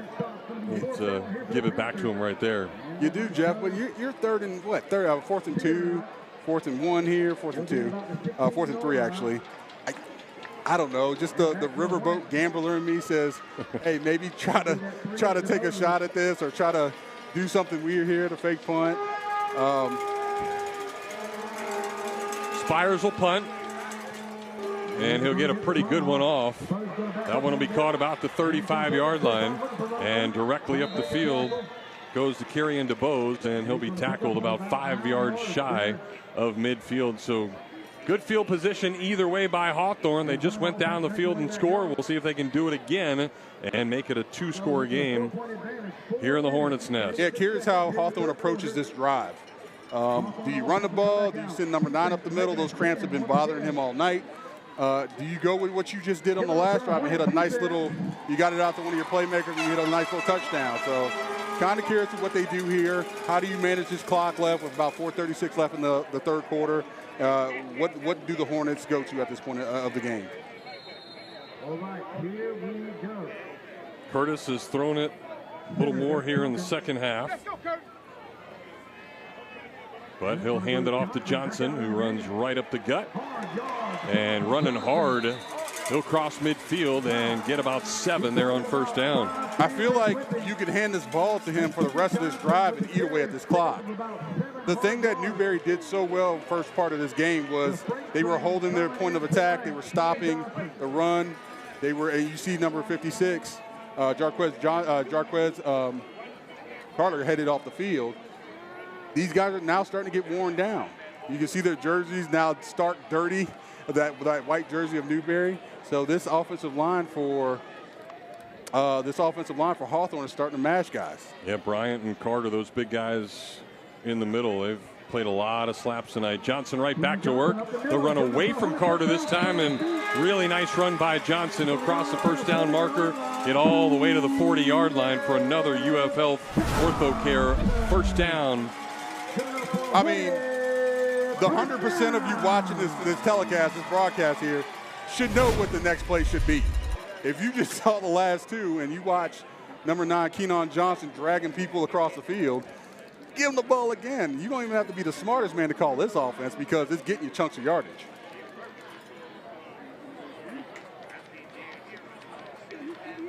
Johnson still out there to the left of Curtis. And they will give it to him again. Right up the middle again he goes. Nice gain before finally being brought down by Mekhi Newton, the defensive end for Newberry. But another chunk of about 5 yards. They're still moving. They're still moving. They're still moving. And the best rush that you can have is about 4 yards. 3-4 yard rush to get your first down. He's digging out chunks of 7 and 8 yards and dragging guys and wearing, ultimately he's wearing this team down. He's wearing these linebackers in this front 7, just kind of beating them up because it's going to open up more opportunities, more things, such as maybe a quarterback run or such as a quick slant that they're not going to be able to get to because they've just been tired out on this drive. Curtis going to throw this time, looking to the outside. He's got his man. And that'll be a short gain of about 3 as he's able to hook up with Demetrius Brown on the play. Brown is senior, 6'3". Able to snag it down. It's going to be 3rd and about 4. Here with 2 minutes left in the third quarter. So big opportunity by Newberry here in their defense to put a stop to this Hawthorne drive. They'll need to with just about 2 minutes left here in quarter number 3. Yeah, important down here. Newberry's got to try to get themselves here off the field, get the ball back over to their offense and get some rest. Right, here we go, big 3rd down, here for the Hornets. Curtis will get it. He'll roll to the right, looking for somebody. He's got a receiver, and that is a nice throw and catch. Devion Pugh on the receiving end. He's inside the 20, and it's another UF Health OrthoCare first down where walk-ins are welcome 7 days a week at UF Health OrthoCare. Lovely route by Pugh, able to kind of stop, find the hole in the zone, turn around, sit down, meaning stop, not running anywhere, not drifting. Gave Curtis a nice big target to throw it in there and get himself the first down. I thought you were going to, as we get a timeout here, I thought you were going to pull out the old Vanilla Ice from our college days. Stop, collaborate, and listen. Listen, if I told you I had the haircut like him, would you laugh? Really? No, I didn't. Oh, okay. I figured that might have been more you than me. Yeah. That was the cool thing back in the day, those Z Cavaricis and the Skids pants. You know what? All of us mid-40s know what we're talking about, and you're loving it right now. I mean, how cool that we thought that was and how silly we think it is. Everything's making a comeback nowadays, though. Yeah. There are all these vintage stuff from bell-bottoms down to – listen, I have a Jinko shirt. You remember Jinko? Do you really? Oh, my gosh, just like vintage. Wow. I'm just actually happy I can still fit into it. So. Yeah, that's pretty impressive. It is, man. I was somebody offered me a chunk of change for it, but I was like, no. It had, like, flames up the arm and pretty special. Flames like the, So are you about weight-wise the same as you were in college or the NFL, or a little No, it lighter? actually the shirt fits much better because in the NFL it's probably about 330. Okay. So I'm probably about 40 pounds less than that now, which is great. You keep all those clothes and they feel great and they look good and you're like, man, what if I was this weight when I was actually playing? I'd probably play a little longer. Also, Jacksonville Jaguars. All right, timeout's over. Hawthorne back to work. They've got one receiver way to the far side of the field, right on the sideline, couple it on the near side, and that's where quarterback's going to look, but nothing there, and Curtis is going to have to throw it out of bounds. What is going on with this? Like, you're checking out over at midfield. I'm sorry, nice throwaway by Curtis. Not you're just getting rid of it and living for another day, but there's still like extracurricular activity going on, you know, on this football field with both teams, and it's not the pushing and shoving. It's just kind of like the random stuff it's really not even necessary. It's not even part of football, and it's going to end up costing your team. It's going to cost your team, as we talked about 100 million times during this broadcast.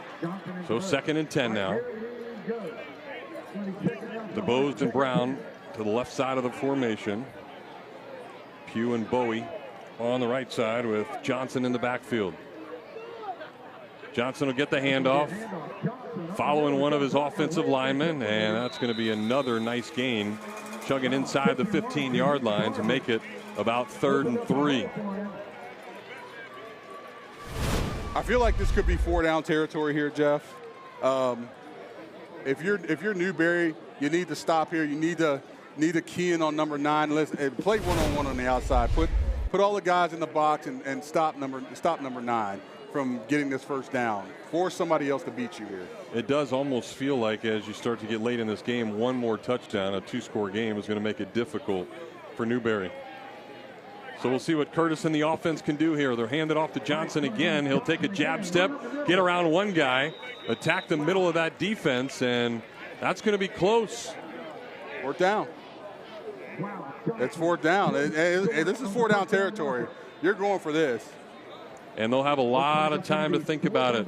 As the clock is under 10, they'll let it run all the way down to 0, and a lot of hands and fingers will go up with the number 4 on each of the sidelines, meaning we have finally made it to quarter number 4 here in Hawthorne, where the home team leads it tonight. It's the Hawthorne Hornets 14 and the Newberry Panthers 10. Both of these teams 1-0.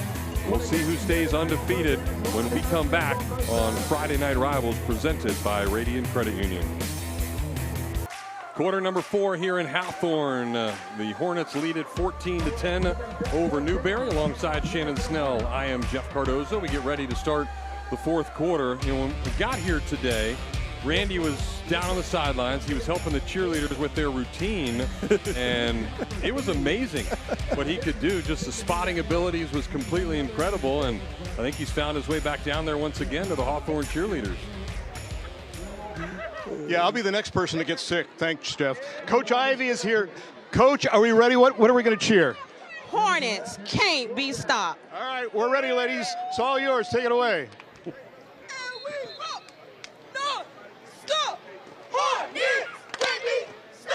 We're on the top, and we rock non-stop. Hornets can't be stopped. We're on the top, and we rock non-stop.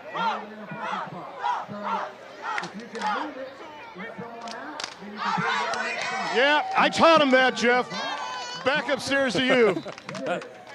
Atta baby, Randy, getting after it.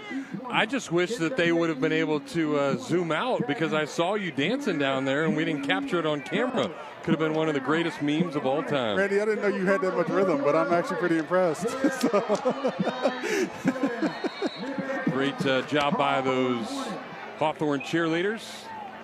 And big play right here. 4th and about 2. Quarterback's going to keep, and it does look like Adrian Curtis has got enough.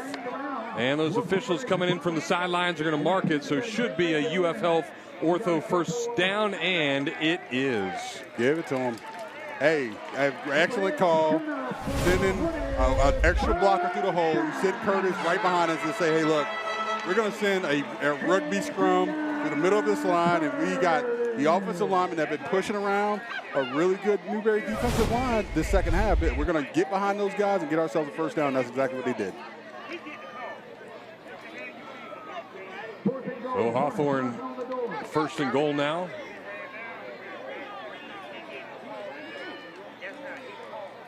Curtis will set up again with Johnson to his right. And Curtis is going to keep trying to get to the outside, and he is going to be stopped just shy of the goal line. Looked like there was a little miscommunication right there. He wanted to give the ball to Johnson, couldn't get it to him, and then kept it himself. And that's what a great a quarterback with great athleticism does. He's able to kind of get around the edge, get up there and get the actual yards that he needed.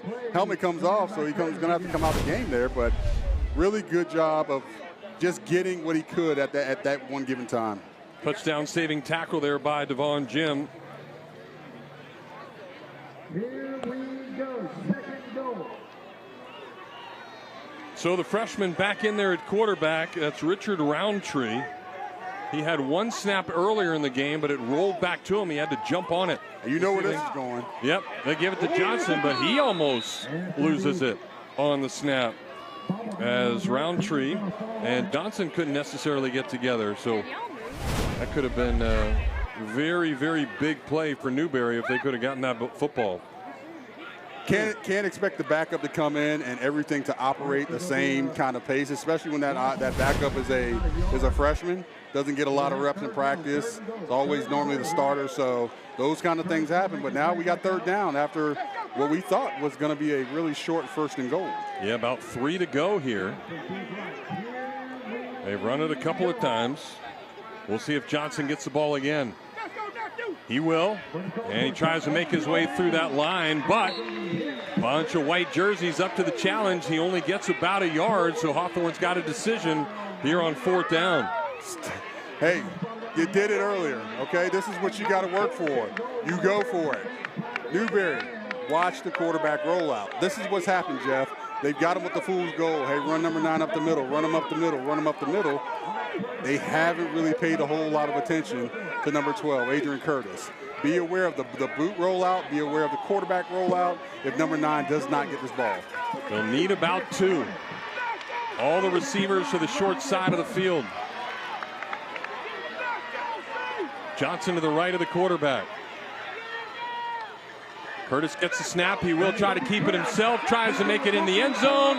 And he's in. So exactly what you said, Shannon. They left Johnson in there to be one more blocker, and Curtis able to sneak through. So that's part of their game plan. There was 2 guys keyed in on that option run on number 9, on Keenan Johnson. And Adrian Curtis just said, you know what? I'm just not going to go out there to him. I'm just going to take it up in, jukes the defensive end, takes it up in there and gets himself 6 points and extends his lead into what may be somewhat of insurmountable for the Newberry Panthers. A couple of Panthers got there, but a little too late. And Hawthorne takes a 10-point lead. But Sam Carroll will try to make it 11. 2 for 2 on extra points tonight.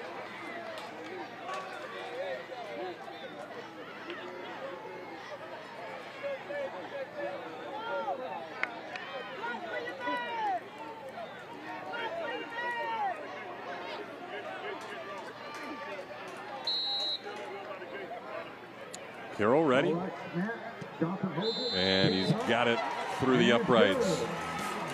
So 3 touchdowns, 3 extra points. That amounts to 21. And that's what Hawthorne has put on the board here tonight. They need Newberry 21-10 as we take another timeout. Panthers offense is going to have to get going when we come back on Friday Night Rivals here on My 11. Hawthorne with a 21-10 lead here at home tonight. They have not lost in a couple of years. They continue to roll and just starting to do their thing here in Newberry. And Curtis just did his thing, and it was tonight's Chick-fil-A move of the game. Chick-fil-A eat more chicken, and he moved right on into the end zone. Talk about that move of the game, able to kind of cut right off the dime, make a defensive end miss, and get his body into that end zone for what may be the pivotal touchdown in this football game. So nice job to Adrian Curtis. Hadn't really done it with his arm tonight, but has made some really good plays with his legs.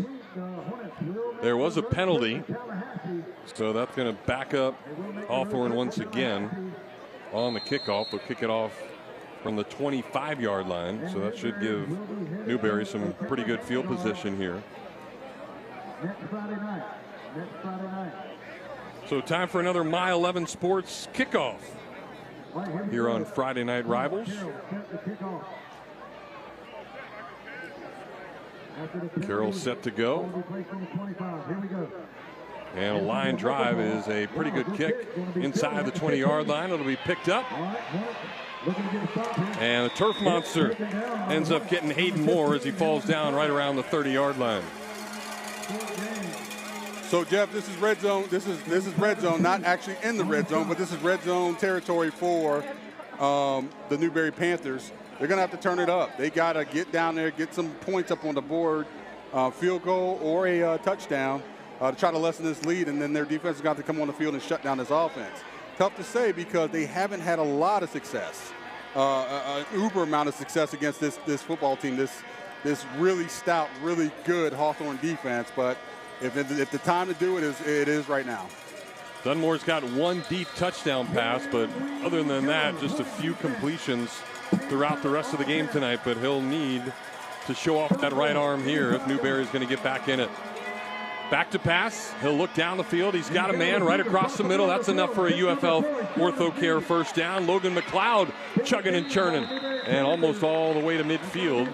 So a good start to the drive for the Panthers. Yeah, surprised I haven't heard more of Logan McLeod tonight because of the very fact of he's a big target right in the middle. He kicks a lot of that stuff underneath, and he can drag tackles, which you saw right there. So good start for him, even though it is in the fourth quarter. Panthers a little more anxious now. They will move quicker. But that's not the case for Logan McLeod. He is gingerly making his way to the slot on the right side of the field where three Panthers will line up. Moore in motion. He's on the left side. They'll look back that way. He's trying to go deep, and that one is a little overthrown and will be incomplete as we go back down to the sidelines where Randy has an update on Coach Ingram. If you see the shot in your screen, that's good news. Coach Ingram is back on the field. I just asked him how he's doing. He said, okay, it's been a combination, I would say, of dehydration, a little stress, too. I don't know if you heard, but this is a pretty big game. So it was a combination of the two. He gave me a pat on the back. Said, I'm doing fine. So that's good news. Yeah, certainly so. Great sight to see him out there. And he still looks like he can play. Listen, if you walk up on him, he's got muscles popping out of everywhere. It's like, oh, my God, what are you doing, man? Moore in motion again. Dunmore will look out his way. Now he's going to keep it, trying to run around.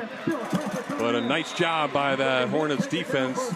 Will give him just 2 yards as he crosses over midfield to make it 3rd and long. Yeah, good job by Dunmore just getting what he could, but he had some intense pressure.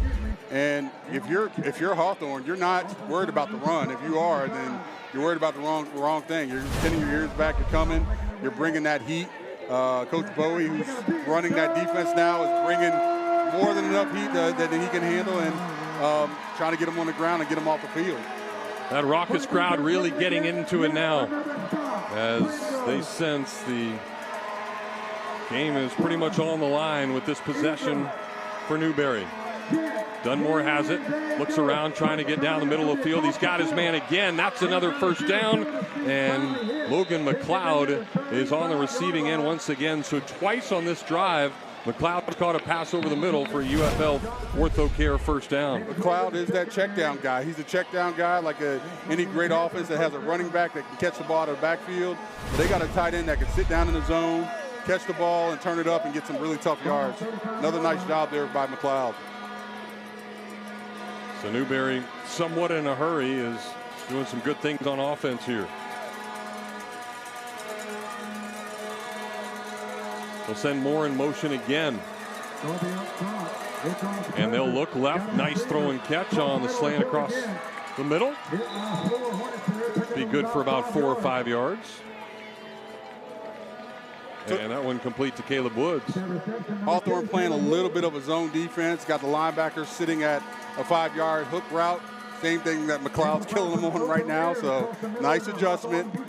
If you're Newberry, maybe thinking about taking another deep shot. Those safeties are sitting a little bit deep, but that intermediate passing zone is wide open.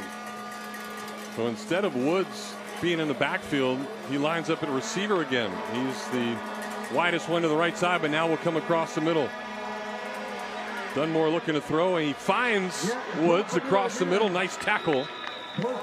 But that'll be enough for a UFL OrthoCare first down as Woods went up and got one out of the air. You know, part of me thinks, Jeff, why don't you do this to start the game or at points in the game where, hey, if you switch to no huddle, you got away from what you do, you're going to hit plays like this. You're going to do stuff like this. You're actually getting to see this Newberry offense move. You're actually getting to see this Newberry offense move down the field pretty rapidly, something that they haven't done here all night. Yeah, you see Dunmore with athleticism on that last play. He'll be back to pass again. Running around, they're chasing him down. He'll throw it down the field, and that one almost intercepted. Probably should have been on a wobbler from the right arm of Dunmore, and that is Travis Pete that almost came up with a pick. Yeah, Pete had it. It was in his hands. That should have been as good as pick. But sure enough, that's why a lot of times defensive backs are defensive backs because they don't play wide receiver, right? They're athletic, but they can't catch. So no, simple enough. Good beat on the ball. Almost had that pick. Almost really put this game out of reach. Well, we'll take a water break here as both of these teams huffing and puffing. They certainly need it. We'll come back and see how this thing wraps up on Friday Night Rivals. Hawthorne up 21-10, just over 6 minutes remaining here in the football game. Well, check out tonight's Alan Law's Protecting the House defensive stop of the game.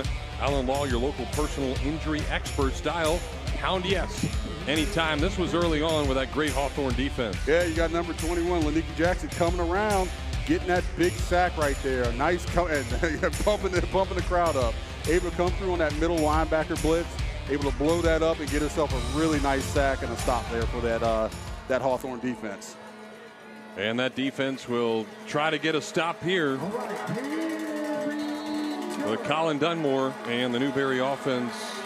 Nice drive. After an incomplete pass, 2nd and 10. Dunmore looking down the field. He's got a guy wide open on the left side, but it's dropped. Oh, the simple rules of a football game. Pitch and catch. Off of it. Pitch and catch. You got to throw the ball, got to catch the ball. When you don't do that, bad things happen. That's Hayden Moore, who was more worried about running than catching the football. And instead of getting at least 5 or 6 on that, it'll be 3rd down and 10. Hey, this is still 4-down territory, Jeff, and nothing changes.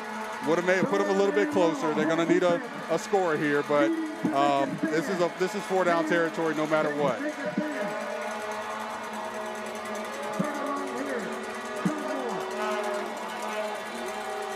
Moore in motion.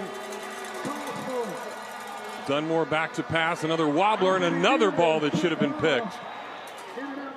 But right through the hands of another Hawthorne defender, and that is Travis Pete again. Listen, at least it goes down the stat book as 2 deflections. It should have been 2 picks. And it happens. It happens. That one wasn't as egregious as the previous one, but, you know, still should have been a pick. You get your hands on, you should have picked that off. And now Newberry's going to take the field goal. They're going to put the points on the board, make it a 1-score game if they can hit this. The fact remains that they still have to go out and stop this Hawthorne unit that has really pounded the ball here in the second half. It's going to be a 40-yard attempt by Zane Spires. Made one just inside of that earlier in the game, so he certainly has the leg for it. He'll have to kick it out of the dirt, though. And he's got plenty of leg this time, and that one is through. Big kick by Zane Spires to keep Newberry in this ball game. It'll be an 8-point game as he makes his 2nd kick of the night with just over 6 minutes to go. Yeah, impressive job. And you said kick it out of the dirt. Jeff, you and I were down there on the field earlier, and it was a little bit rough right in the patches where the referees are standing. And sure enough, he was able to kind of tee that baby up and get it up and get it through those uprights. Very nice kick. So points were important, and that's exactly what Newberry was able to do. We'll see if they can get a stop now on defense. Hawthorne needs to just eat some clock up as we are just about halfway through quarter number 4. So we got to see our first big stop of the night. And we talked about punting early in the game, and we saw some punts, and we were excited about that because we saw offensive linemen out there kicking the ball. But we haven't really seen a whole lot here in the last, couple quarters. Newberry punted the ball away once, so both teams have done a good job sustaining drives, putting themselves in position to go for, to extend some first downs. And the good news is, Jeff, we haven't seen really any turnovers. So right now would be a great time, an excellent time, a highlightable time for Newberry to get themselves a turnover from Hawthorne. Yeah, give Newberry a lot of credit. They know they needed to go do something well. Quick onside kick, and they've got it. That's exactly what happens. Well, great job of executing right there on special teams, as it was a bullet right at Leland Johnson. He couldn't hang on to it, and then a whole bunch of white jerseys pounced on it. Jeff, in the years that we've been covering this game, in the years that we've seen this, there's always been something big that's happened in the kicking game at a really crucial time. It's happened a year ago with a big punt return or kickoff return. This year, now tonight, when Newberry needed it, they kicked a rocket to that front of Hawthorne and got themselves not only the ball back, but in a great position with 5:35 left on the clock. Yeah, great execution right there. Johnson didn't necessarily need to try to come up and get that ball. He dove for it, couldn't get it. But Shannon, as you know, that football is shaped a very weird way. It doesn't take easy, nice bounces. Right, against a football, they call it a pigskin, and that doesn't mean that it's going to be nice. It's going to be a lot of different angles. It bounces different ways. Kickers are learning how to kick in different ways nowadays to get these really weird bounces. And that rocket just kind of put a star on the back of that Newberry offense. So the Hawthorne defense gets back to work, as Dunmore is in the shotgun. Two receivers to his left to look out that way, still looking around, surveying the field. He'll throw it on the run, and that is going to be incomplete, intended for Hayden Moore, a little bit out in front of him. That was another ball that Hawthorne had a chance to maybe pick off. They did. And Newberry's getting a little bit cocky with the way that they're throwing these balls in this window. They got themselves a nice turnover right there on that kickoff, on that squib onside kick, whatever you want to call it. But don't throw the ball back. This is the drive that you need points. You can't just go for a field goal here. You can't just say I'm content with punting that ball away. You don't have enough time. When Hawthorne gets that ball back in their hands, you're going to get a nice dose of number 9, so the time is now. Flag on the play as Dunmore completes it down to his running back on the left side, and Caleb Woods lowers his shoulder. That'll be enough for a first down, but I think it's coming back because there was some movement before the snap. Yeah, it might have been some illegal motion right there. Wide receiver moving forward. Somebody might have kind of just had a little bit of a jump forward before they before this play started. Oh, they're waiting. They're actually going to pick it up, so that's going to be a first down for Newberry then.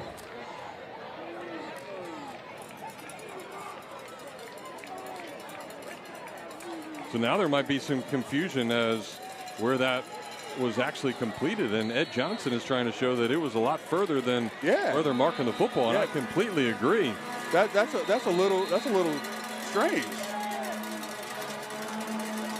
Yeah, that football should be at least 5 yards further down the field. So now these officials are going to talk about it, and you can see Ed Johnson trying and wondering what is going on over there. And if you're watching on Facebook, you saw that streaming live. We appreciate you doing that tonight. That is brought to you by Allen Law Firm.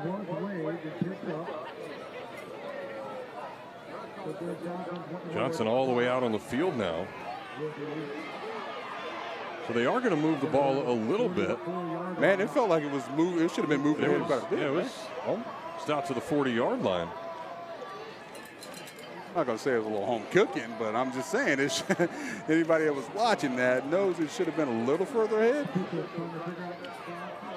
And you can see the Newberry coaches over there really kind of laying into the refs. They're right. Like what happened, like that ball should definitely be further. Johnson out.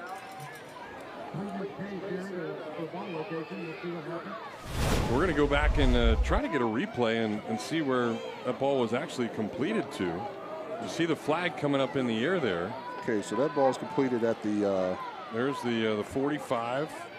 Yeah, down to right around the 40-yard line. So it's going to be 5 yards shorter than where the ball should be. For sure. Like that's a little bit of a head scratcher.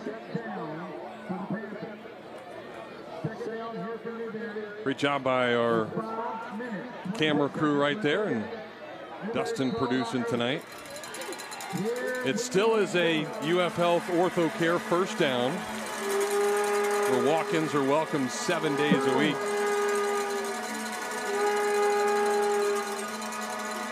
Moore in motion again. Dunmore's going to get it out that way. Moore has it. No, he drops it again. Yeah, he's going to be clobbered pretty late there, and there's the flag that comes out. Ooh, sweet dreams. That is definitely going to be targeting. That is definitely going to put. That is a big hit.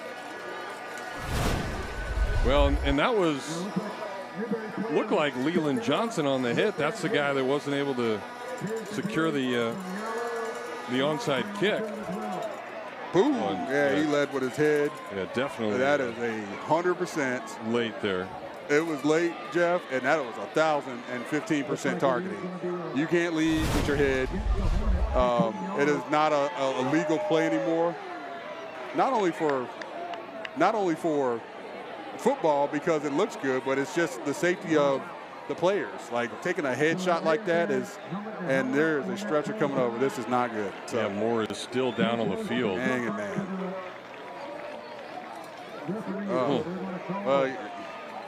Yeah, you don't love to see this. That's not a great feeling. You know, you can see Coach Ed Johnson over there. He's pissed off. It's a kind of hard to talk about, guys, because I mean I've seen plays like this, and we do stuff in the heat of the game, and there's a lot of stuff that happens. But taking a headshot like that and immediately having to come get the board to take somebody out is not a fun. It's not a fun sight. Not a fun. Really, no need for it. It was a good 3 or 4 seconds after the ball was dropped. Yeah, I mean, I think beyond football and what happens and what we see and whoever you root for, it doesn't matter. You always want the safety of a player, the safety of the game, the integrity of the game to be protected. And see a shot like that and somebody doesn't get up, it's always a little bit difficult to watch. So both of the teams will huddle up, and a lot of people huddled up around Hayden Moore right now. Well, certainly nobody enjoying what is happening right now. You've got all the Newberry players down on one knee. Same for majority of the Hawthorne players, as Hayden Moore is continuing to be attended to. And we've got Randy down there on the sidelines, and hopefully he can give us an update of what's going on. Yeah, guys, as they put him on the stretcher, initially they had him standing up and tried to put the stretcher behind him, but they realized that was not the best routine to do, so they laid him back down. I can tell you, I've heard him making sounds, and I've seen all his appendages move so far. I've seen both legs move, and I've seen his right arm move and his left arm move just a little bit as well, too. He is conscious, he is speaking. I'm not sure if he's coherent or not, but this is a young man that, we know what he does as a wide receiver, but last week 2 interceptions and a kick return. He's taken his game to the next level, and again, it's kind of torn the heart of the squad from Newberry right out. But when we get more, we'll let you know, guys.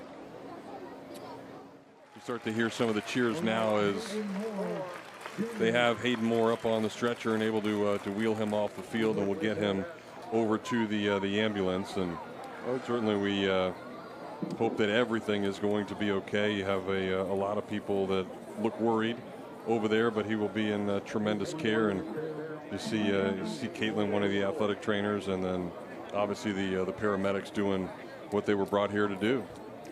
And you're right, Jeff. I mean, we're in a season where it's getting somewhat cooler than it was in the summer, right, in Florida. College football starting.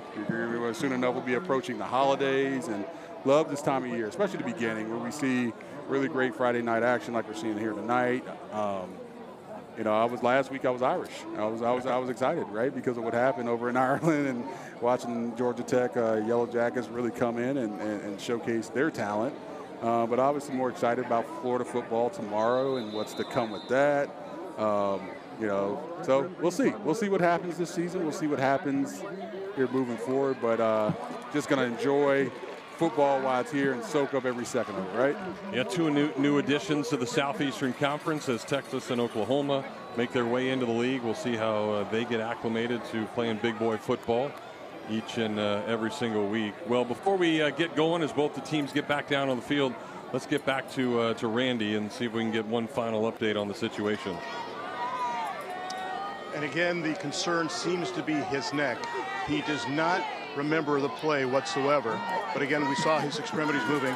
He's going to Shands Pediatric Hospital for more evaluation. If we know anything more, we'll let you know. All right, Randy, thank you. So Newberry back to work. It's Caleb Woods. He was a workhorse of the first half.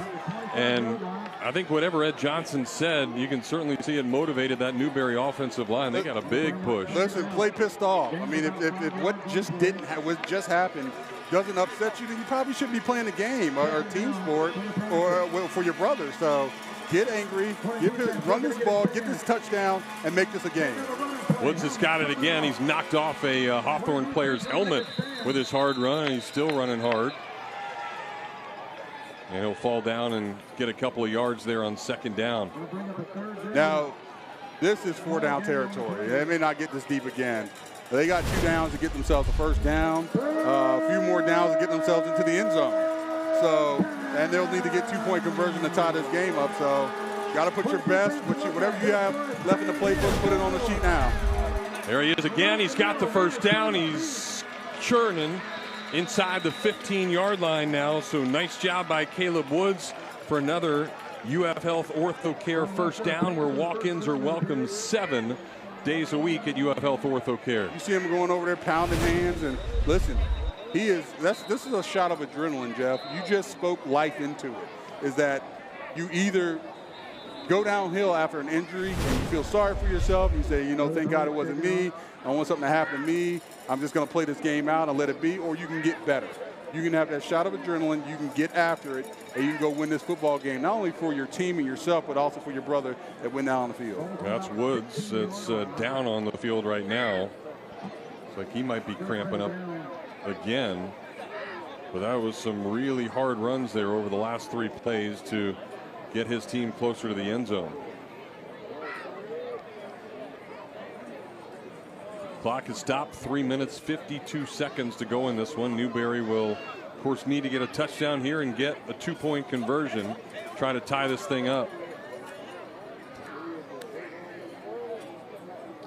Well, I mean, this is what you work for, these off-season workouts, and we see the cramping and the dehydration, and regardless of what happens or how much you drink, you could be drinking pickle juice all day long for the last 3 days. These guys are working hard at it, right? No practice that you have can replicate what these guys are going through tonight. The exertion, the strain that they have to go through to win a football game against each other, right? They knew it was coming. It was like, hey, how do you prepare yourself for it? You know, who was it that said, tell me your plan. When somebody gets hit in the mouth, you don't know a plan until somebody gets hit in the mouth. Was it Mike Tyson, whatever it was? That's exactly what's going on here tonight. Listen, they're hitting each other in the mouth, and neither one of them know how they're going to react until you get hit in the mouth. Sometimes you fold up and you go home, but I think both teams have done a great job, especially in the second half, of answering the bell, answering the challenge, and really fighting back and making this a really fun and enjoyable football game. A hot, muggy night here in Newberry. In Hawthorne, as Newberry tries to come into Hawthorne and do something that not a lot of people can do. So it'll be 1st and 10 now. And there's a fumble on the snap. A lot of stuff going on there. Hawthorne had too many guys on the field and they couldn't get one of them off. So we'll see if that is the flag. So regardless of the fact, it looked like there was some false start going on there, so this could be an offsetter. Nope, they caught him on the field.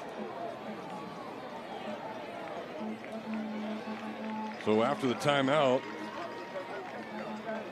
Jaden Trengrove shouldn't have been out there, but the senior is back out there now. I mean, Jeff, I mean, it's very simple. Caleb Woods up the middle. Send 4 runs up the middle and get yourself a touchdown.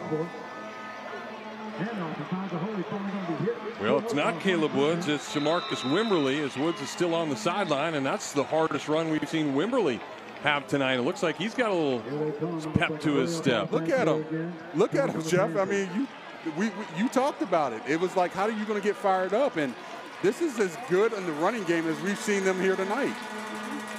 Well, Wimberly again, that time he is stuffed. So they tried to go to the well maybe one too many times back-to-back, and that Hawthorne defense up to the challenge right there. Big stop there on first down. So what do you do here, Jeff? I think one thing we saw earlier that they could go to is somewhat of that option game, that speed option game. Get the quarterback going downhill, trying to hit that edge. If he doesn't have to pitch it, you take it into the end zone. At the very least, if you don't pitch it, get yourself at the 5-yard line. Get yourself to 4th and 1. Get yourself somewhere really close to where you have a lot of tricks. You have a lot of things on the table that you can pull out and score. Well, they've got Woods back in the game now. He's going to get the football, trying to run behind that left guard, and he will fall forward for a couple, maybe a yard or so short of the end zone. So that'll make it 3rd and goal.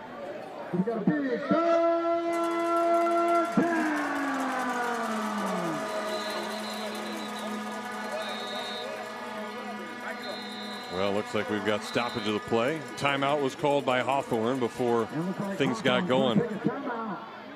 So Hawthorne utilizes another timeout here. And you know that all of these players are huffing and puffing. Been a long game and a lot of limping going on. Yeah, exhausted. You talk about the cold tub.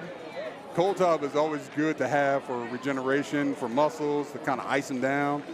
I don't know if they have that many cold tubs. I mean, they might have to go borrow a UF facility. You talk about UF Health, may have to check a couple of those guys in and get them iced down for next week's games. Well, you see Caleb Woods there has been the workhorse of the bunch. He has run really hard tonight. Run really hard against a really tough defense. So, and kudos again to both teams in the second half. We saw this game, and the score was what, 7-3 at halftime, and they turned it on. These offenses, the defenses have still continued to play well, but these offenses have gotten busy. They found ways to score. They found ways to get themselves in the end zone and get great positioning for themselves. And here we are, the final kind of drive for Newberry to see if they can push themselves into the end zone and tie this game up. Well, Dunmore is going to go under center here, and he's going to try the quarterback sneak, and we'll see whether or not he got in. Surging forward, he is going to be in. So Colin Dunmore, who is 6'4", 220 pounds, they do the tush push with him. And now they're going to have to get the 2-point conversion. So the touchdown gets Newberry to 19 points, and a huge play coming up right here. This is it. This is it, Jeff. Like, whatever you got left in the tank, if you're Newberry, whatever you got left in the tank, if you're that Hawthorne defense, you better bring it down. We'll see if Woods gets the ball here. Dunmore is going to go under center again. And he's going to try to get in, sneaking it in. They're pushing, they're shoving, and he is going to be in. Tie ball game here in Hawthorne. Let's go. Do you remember where we were? Matter of fact, about 5 minutes ago, this team, Newberry, you can see them fired up. 5 minutes ago, they were down 21-11. Had no hope. A lot of stuff was going on. They found themselves able to get a field goal, got themselves an onside kick. They have a player that goes down, has to be carted off, get themselves in the end zone again for a touchdown and 2-point conversion. It can't write itself, folks. This is what great high school football is all about. It's like a story. And when a story comes to a conclusion, you get pretty excited about it. And we're excited right now because we got 2 minutes and 42 seconds left to go. And the Hawthorne Hornets, winners of 27 straight are now on the ropes. So tons of energy here in the broadcast booth, and certainly some energy on that Newberry sideline as they have tied things up here in Hawthorne.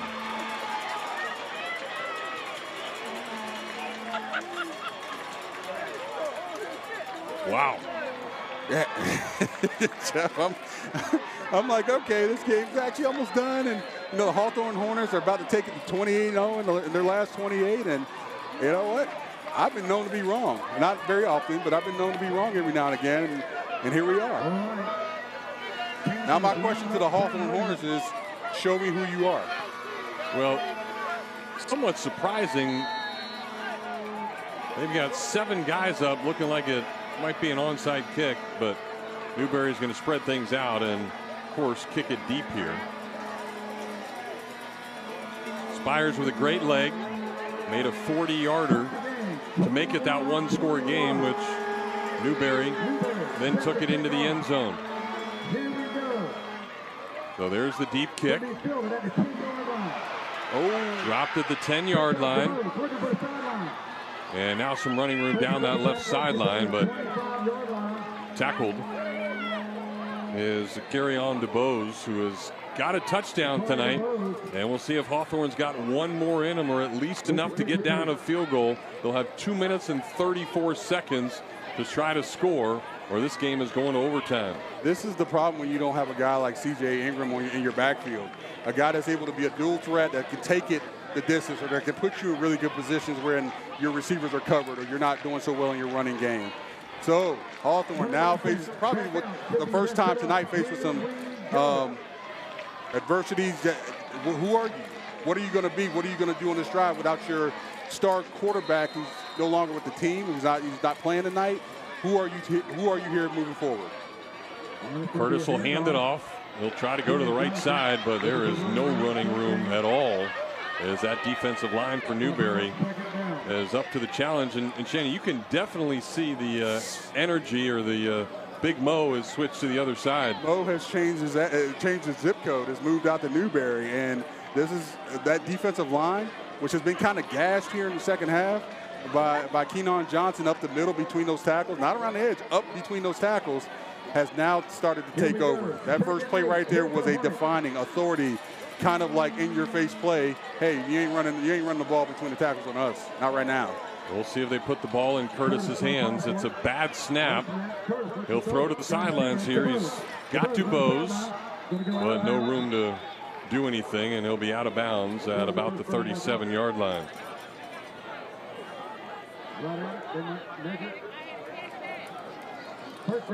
So a good play out of nothing is going to turn that into a UF Health OrthoCare first down. Man, that didn't even feel like a first down, did it? It just nice throw, nice catch, and able to kind of get up there and get a first down. So Curtis, a transfer from Eastside here in his senior season, will hand it off once again. Not much room to run there by Johnson that time. We'll get just across the 40-yard line. Hawthorne's got one timeout left.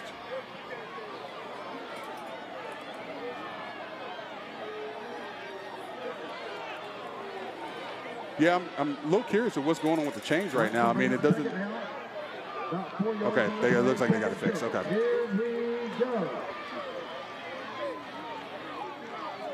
DuBose, receiver here on the near side. Will go deep down his sideline. They're going to try to throw it that way, and it will be off the field. Good job by the free safety there by Newberry, Lahari DuBose. He got over there in a hurry, and he could see that right from the get-go. Yeah, that wasn't open. It was cover 2 man, safety playing over top, cornerback playing man-to-man coverage right there. Good coverage by the cornerback, but that safety was there for extra protection. Nothing there. The third down now, about 5 yards to go.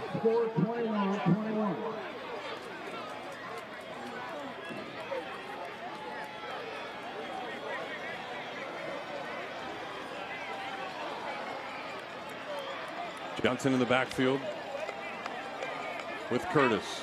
He'll look down the field, try to get away from pressure. He can't. And there you have 4 white jerseys, including the Ohio State commit in there for the tackle. And Newberry is now going to call timeout as they're going to get the ball back with about a minute to go. Jeff, where are we? What's going on? I'm a little skeptical of what's going to go on here. All right, well, Newberry needed to go down the field, and that's exactly what they did their last time. So that was our Davis Gainesville Chevrolet Drive the Game, brought to you by Davis Gainesville Chevrolet. And Shannon, here was the onside kick that they were able to recover. Yeah. And that gave them the ball back, and they went down the field. And walked it down the field. Had a bunch of great passes out there to all their wide receivers. I mean, just a really great job. We saw Logan McLeod catch a couple of good ones.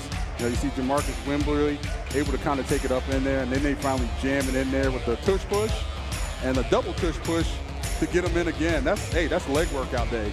All right, that's all that is. Everybody getting behind and just jamming it in there like a rugby scrum, and got themselves that extra 2-point conversion and tied this game up. Well, we saw after the injury to Hayden Moore, that guy right there, Ed Johnson, trying to motivate his team on the sidelines, and you could sense a whole bunch of energy on that far sideline away from us, and give a lot of credit to what Newberry did fighting back to get in this game. Jeff, this will be a hell of a story if they come back and pull this off. I mean, against this team. I don't think anybody understands how good this team has been for the last couple of years.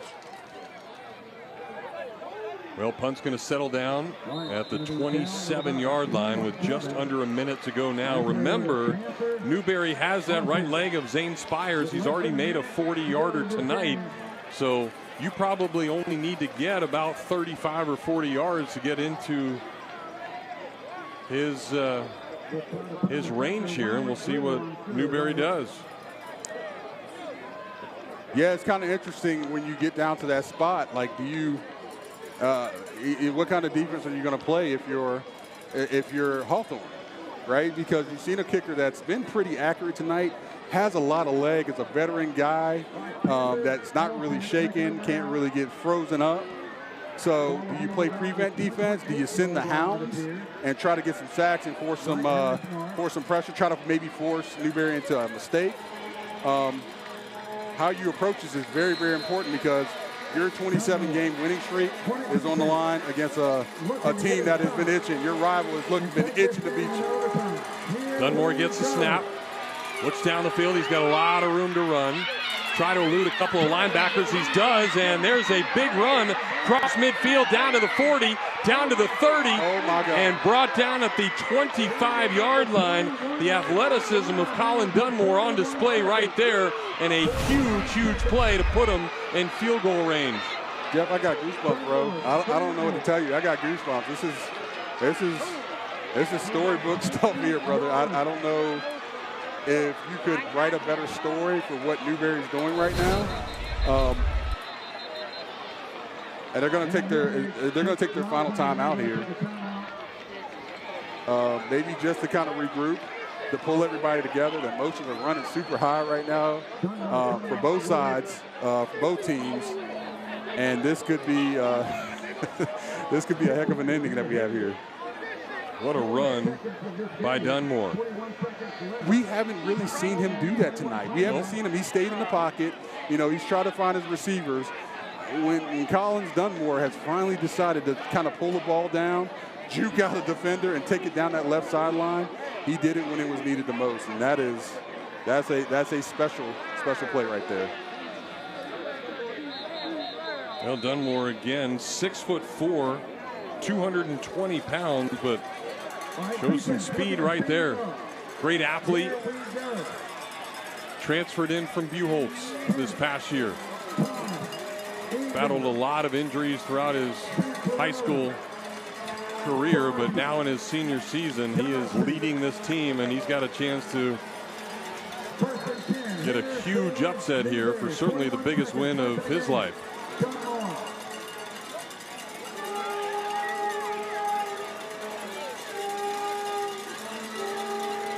Dunmore will hand it off, and they'll go to the workhorse, Caleb Woods, out to the left side, and he will be stopped after a gain of about 2.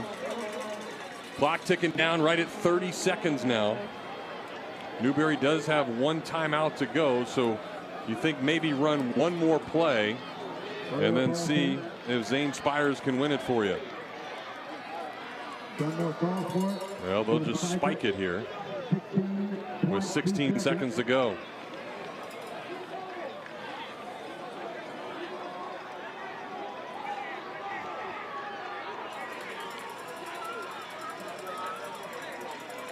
I mean, this is high drama right here. It's just, I don't.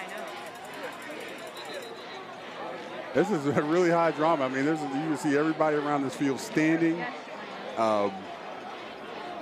What once was like a really fired up, crazy, racist crowd over here on the Hawthorne side is now in a state of shock and panic. Well, they're not going to wait. Newberry is sending Spires out to try to win this thing, but Hawthorne's going to call their final timeout. Remember, Spires is going to have to kick from the dirt. He did it earlier and made a 40-yarder. This one is going to be about 37 or so yards. So he's got the leg for it, right? Yep.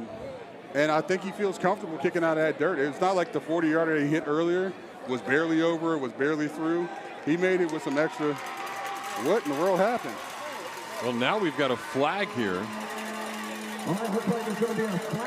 Well, Cornelius Ingram and several other of the Hawthorne staff were yelling and screaming after the spike. Oh, it was an intentional grounding. Yeah, was that intentional grounding? Yeah, they weren't under center. No. So it appears to be a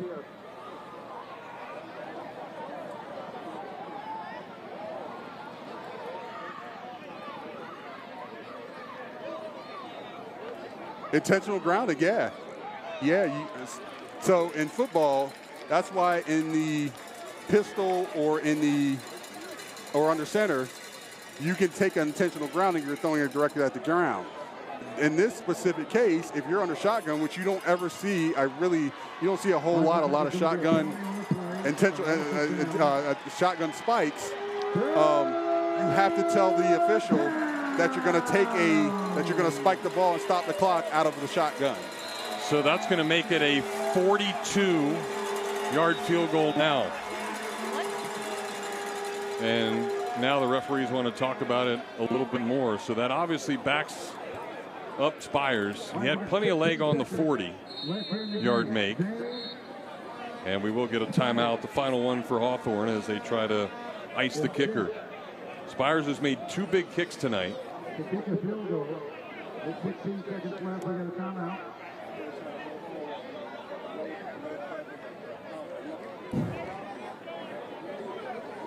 I mean, there's a lot going on in these last couple of minutes, regardless of what happens. This has been just a crazy, improbable comeback by the Newberry Panthers. Them winning this game tonight not only will send this fan base for that Newberry, and they travel well, this fan base into a racist, just crazy, off the page zone, but those players will have something to finally hang their hats on. Those senior people, those senior guys that we talked about on that football team will have finally conquered the giant that is the Hawthorne Hornets. All right, here we go. 42-yard attempt by Zane Spires to try and win it.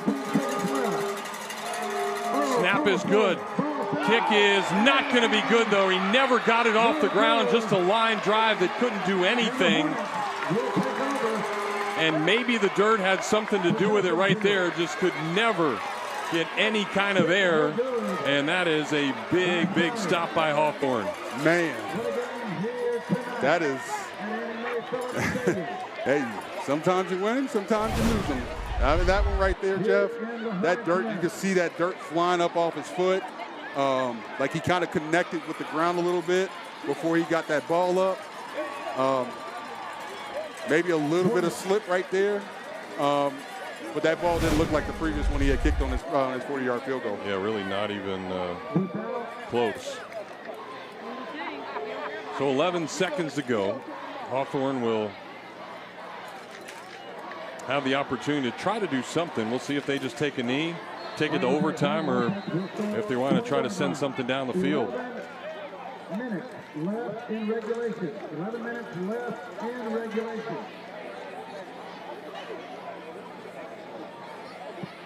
Oh, excuse me, 11 seconds.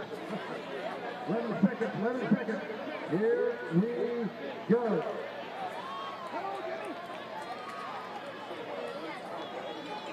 So, I mean, do you take a knee or do you try something here?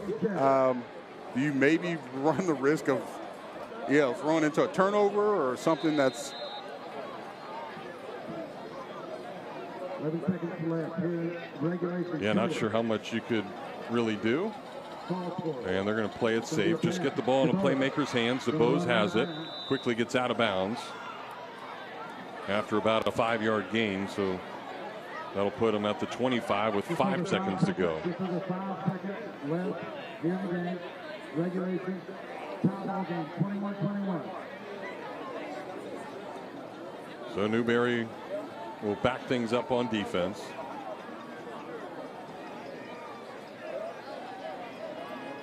They've got guys back 30 yards from the football. Second down. Yeah, I guess at this point you're looking for a miracle, something, broken tackles. If you're Newberry, keep everything in front of you. One guy get them wrapped up, and there you go. They're going to take a knee, take it overtime. So that's what we have here tonight. A really nice comeback by the Newberry Panthers as they try to end a long winning streak by the Hawthorne Hornets here in Hawthorne tonight. It's been a back and forth type game, and it's been so good. We'll do it even more. Final at the end of regulation, 21-21, and we'll see who can win this thing here tonight. Well, Shane, you got to give a lot of credit to Newberry. Certainly, did look like they were sort of dead in the water. Had to make that big kick that Spires ended up making, and then you had to go all the way down the field. Not only score, but you had to get a 2-point conversion. And amongst that was the injury, the head-to-head contact of targeting, which knocked Hayden Moore, their wide receiver who caught the touchdown, out of the game. But they almost used it as motivation. There was a lot of guys on that sideline that said, hey, we're going to fight hard, and that's exactly what they did. All right, Randy's out there for the coin toss. We'll see who can win this thing. Right. Hey, come on, y'all. Our referee, Troy Newsom, tonight. Go ahead and finish this out strong. Y'all boys playing too good for us to be going through this tonight, all right? Yes, sir. All right. We're going to go 1st and 10 from the 1st and goal from the 10. Both of y'all going to get 4 plays. Any turnover kills the play. So there's no pick sixes or no scooping scores, all right? Newberry, you still visiting team, so you're going to call it for me in the air, all right? Heads, tails. Heads is the call. Y'all want defense first. What end zone do y'all want to score in to? You want to score in this end zone? All right, well, go ahead. Let's face this way. So Newberry won the toss. They elect to go on defense first.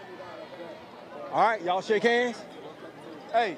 And guys, by the way, they didn't have a coin, so they owe me a quarter. That was my quarter that they used for the coin toss. Oh, man. I hope that wasn't one of those lucky ones, like a 1938 quarter. I would have been asked for a $100 bill. Anybody got one I could flip? Or Look at that.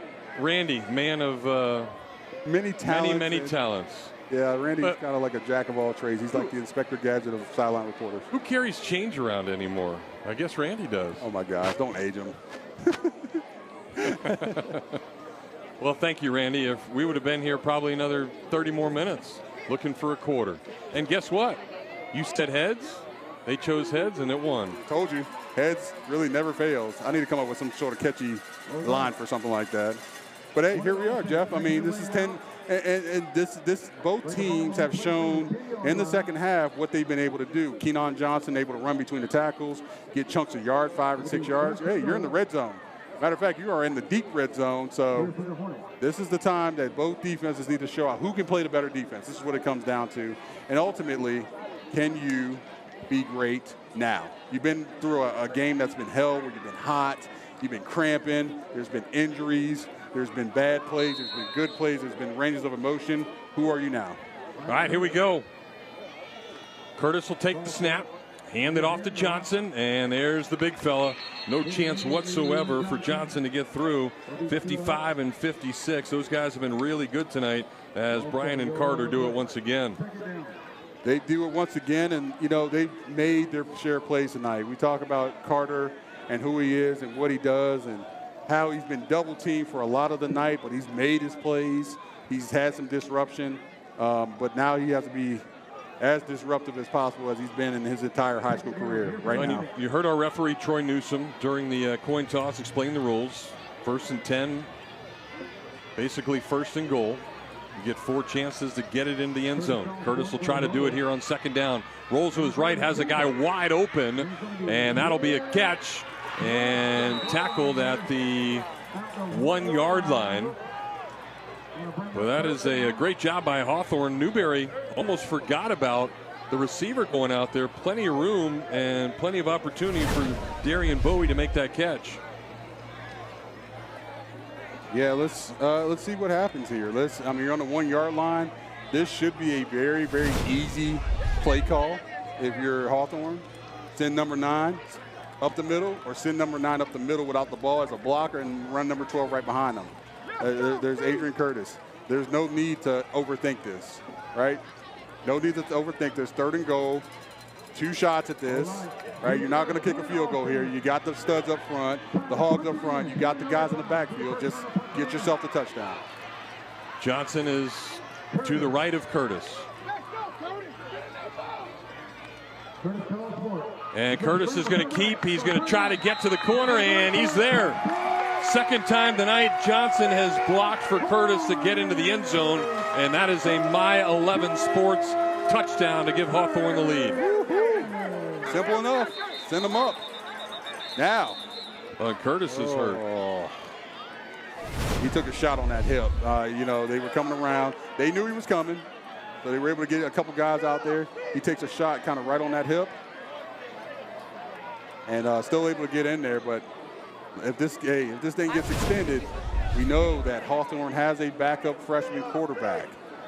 Not the same guy that Curtis is. Reps, he'll be good in the future, but you don't want to lose your quarterback at this stage in the game, especially when you could have way more football to play. Yeah, you can see him really get twisted around there. He got hit in one different direction, and that leg was still being held onto the ground as he tried to turn and make his way into the end zone. And the UF Health athletic trainers have been very busy tonight. Super busy. A lot going on with them, dealing with all the cramps. And then obviously we saw the rough one a little bit earlier for Newberry. And now we're back here with Curtis in the end zone. Hopefully he can get up from this and it's not as serious as it kind of appeared.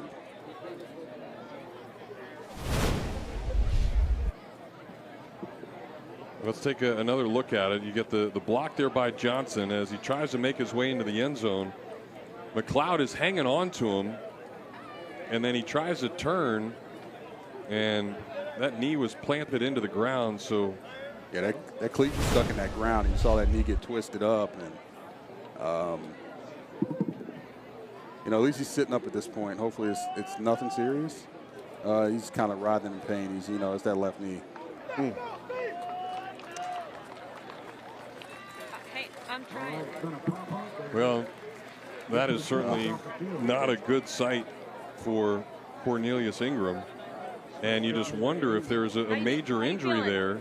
You still have CJ Ingram, who took you to a couple state championships. Do you pull it? And do you make that non-business decision, or it's a tough call, man. It's very tough. Yeah, because it doesn't look good because he's not putting any weight on it whatsoever. Yeah, you've got 8 games left to play in the season. There's no doubt about the fact that you're not really experienced at quarterback behind Adrian Curtis, and that stinks right now. But at the same time, is that when your star quarterback last year has to make a choice, and he's your son. that could raise a whole nother line of, hey, how do we approach this? How do you approach it with your Hawthorne Hornets, the defending state champions, right? So, yeah, we'll see what happens here. Well, the all-important extra point here, Sam Carroll will try to drive it through, and that's exactly what he does. So Hawthorne does what it needs to do. Newberry will now get that same opportunity. First and goal from the 10-yard line. And they'll need to score and get the extra point to tie this thing back up. You're in overtime. So you got the same recipe. You have the same recipe as Hawthorne does, right? Sending Caleb Woods up the middle. That would probably be first and foremost. Collins Dunmore has shown the ability to get on the edge, make a couple of guys miss, and get into the end zone. You got 10 yards to go. And you know what, Jeff? I would say screw all the extra points and all that stuff. I'm going for 2 to take this game if I get myself into the end zone. First things first, got to get yourself into the end zone. That Hawthorne defense, which pitched a shutout last week, will try to get a big stop. Newberry has been very good offensively here in the second half. Dunmore, Woods, and company. We'll have to keep doing it. And look at that. You've got, for Newberry, Jarquez Carter coming out to play on offense. Would you be surprised that he's not going to be a lead blocker? Or maybe even find something, like some sort of a little pass to him to get him into the end zone? Caleb Woods, the running back. Dunmore's going to roll out, trying to find some space. He gets around a couple of guys, trying to fight his way to the end zone, and he's in. What a run done, baby, by Colin Dunmore. I told you, Jeff. Juking and jiving. Hey, listen, he's shown the ability to get on the edge and make some guys miss. That's what he did. It's a little scary now because I think they've opened up a new world of what that young man could be. Besides Caleb Woods, if you have that, that's what C.J. Ingram is. Yep. That's why Hawthorne was so good. Matter of fact, he's wearing number 7 too. So, are they going for 2? Hey, listen, regardless of what happens, you get excited for this. Hey, screw and forget all that, kicking the point and going for whatever. You go for the win. So Newberry will try to win it, but Hawthorne is going to talk it over. Yeah, the decision that probably needs to be made. You don't want to give Hawthorne the ball back with another opportunity. You got a chance to end it here. Although the one caveat of all this, you no longer have your starting quarterback if you're Hawthorne. So if Newberry wanted to, they could play it a little closer to the vest. Yeah, that's almost a dang if you do, dang if you don't, right? It's like, hey, we take our chances that, we know what they're going to do, and we're forcing a freshman quarterback into a really rough situation in overtime, in the second overtime. It can't write itself, Jeff. The story can't write itself. Well, they've already gotten 1 2-point conversion to tie the game and help send it to overtime. Now they'll try for a 2-point conversion to win the game and end a very long winning streak for the Hawthorne Hornets. Dunmore has been really good at running the football tonight. They used the quarterback sneak on the last 2-point conversion. Looks like they're going to try it again. There we go. Chugging, churning, pushing. Who's going to win as Dunmore fights for the end zone? He is not going to get there. And Hawthorne is held. Wow. Hawthorne with a huge stop. Oh, my gosh. And they keep the winning streak alive. Wow. Wow.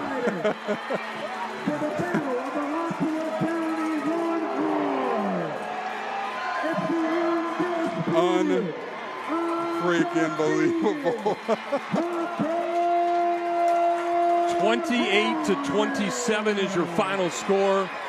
A heck of an effort by Newberry and Ed Johnson tonight, but Hawthorne prevails here in overtime on a last-second stop on a 2-point conversion.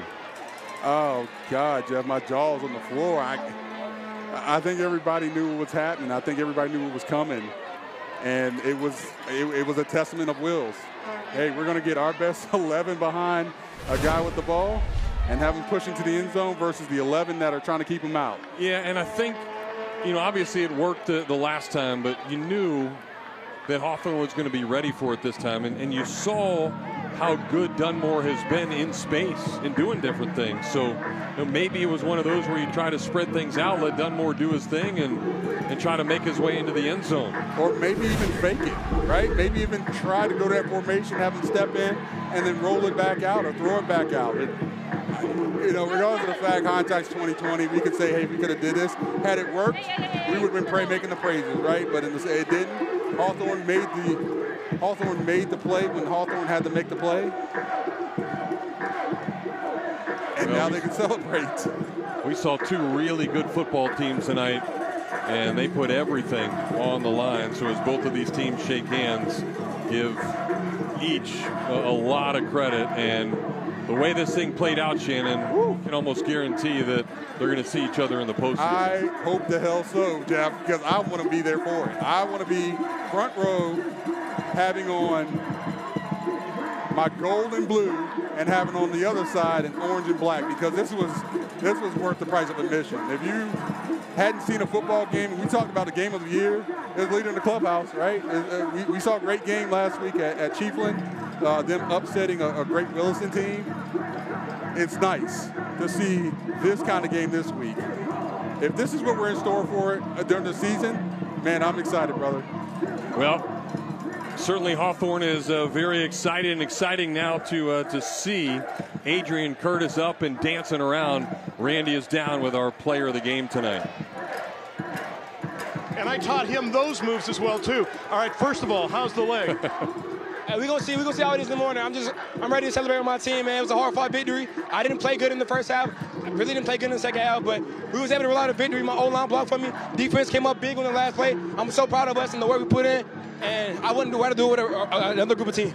It seemed like both teams were able to find the passing game in the second half. Is that a fair assessment? Yeah, that's fair. So what happens next? I mean, you were so close. The last time you guys lost a game, I know you were at Eastside in the past, was 13-12 to Madison in the state championship game in 2021. What does a game like this do for you guys? Man, it gives us a role. We just played a quality team. Hey, hats off to them. They're a great team, coached by a great coach. They got great players on their team. I have a lot of respect for Newberry, but I feel like we came out, we executed. Now, we didn't fully execute. We left a lot of points on the field. I left a lot of points on the field, and I take that as a quarterback. That's me as a leader. First half, I not play good. That's on me.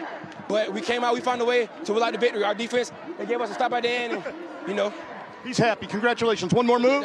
One more move? I'm hurting right now. He's hurting now. Took a lot out of him. What a performance by Adrian Curtis, bum leg and all. Guys, we hope to get the head coach of the Hornets in just a second.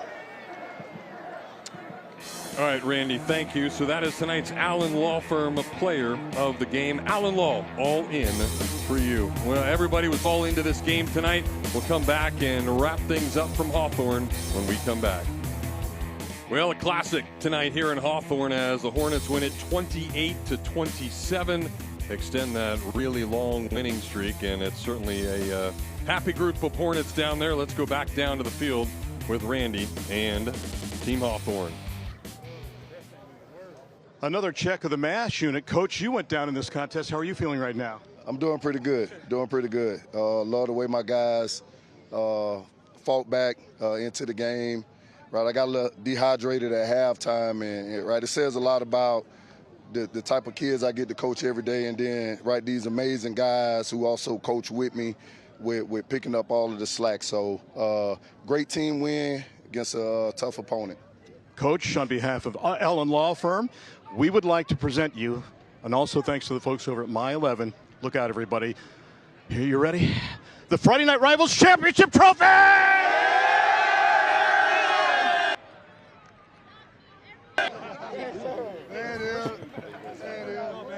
Well, happy group of Hornets, Shannon, and happy to be a part of this game. We always talk about instant classics and different things that are going on Not often do you get to be a part of a game like this. A lot of back and forth. Two really, really good football teams going at it, and one of them had to lose tonight. Unfortunately, that was Newberry. Yeah, that sucks because you like both of these guys. Both of these coaches are so respected. Both of them coach coach of programs that are respected in the community, respected in in the state of Florida. So it sucked that one team had to lose, but you know what? Hey, hats off to the Hawthorne Hornets because they were the better team tonight. And you know what? If you're Newberry, you're going to go back to the drawing board, but you have nothing to be ashamed of. I know that might be a cliche, but you have absolutely nothing to be ashamed of. You played your butts off tonight. And I think you found something if you're Newberry, and the running ability of Dunmore, and certainly we hope that previous injury is okay with the wide receiver. So I mean, we'll see what happens, but I mean, Newberry by no means should be hanging their head. Absolutely not. Go home, feel good. You don't ever want to have a second place trophy because it's not a thing. But in the same breath is that you will see this team again, and you will compete with this team again. So learn from the mistakes, take it to them next time. All right, all of us would like to take a moment to thank the wonderful sponsor partners, Allen Law, Radiant Credit Union, who through their contributions to the program make games like this possible for all of you viewers at home. We'd also like to thank our other great sponsors, supporters, for their contributions to our 2024 Friday Night Rivals telecast. Next week, Buchholz and Eastside over at Citizens Field. We'll see a Buchholz team that won again tonight down in Vero Beach, so they are off to a nice 2-0 start, and we'll see if they can keep it going. For Dustin, our producer tonight, for Caleb running around doing all his things, Scott, for all of the great camera crew and the great hospitality we got here in Hawthorne, really appreciate everybody who made this thing happen. For Shannon Snell, I am Jeff Cardozo. We'll talk to you next week on Friday Night Rivals.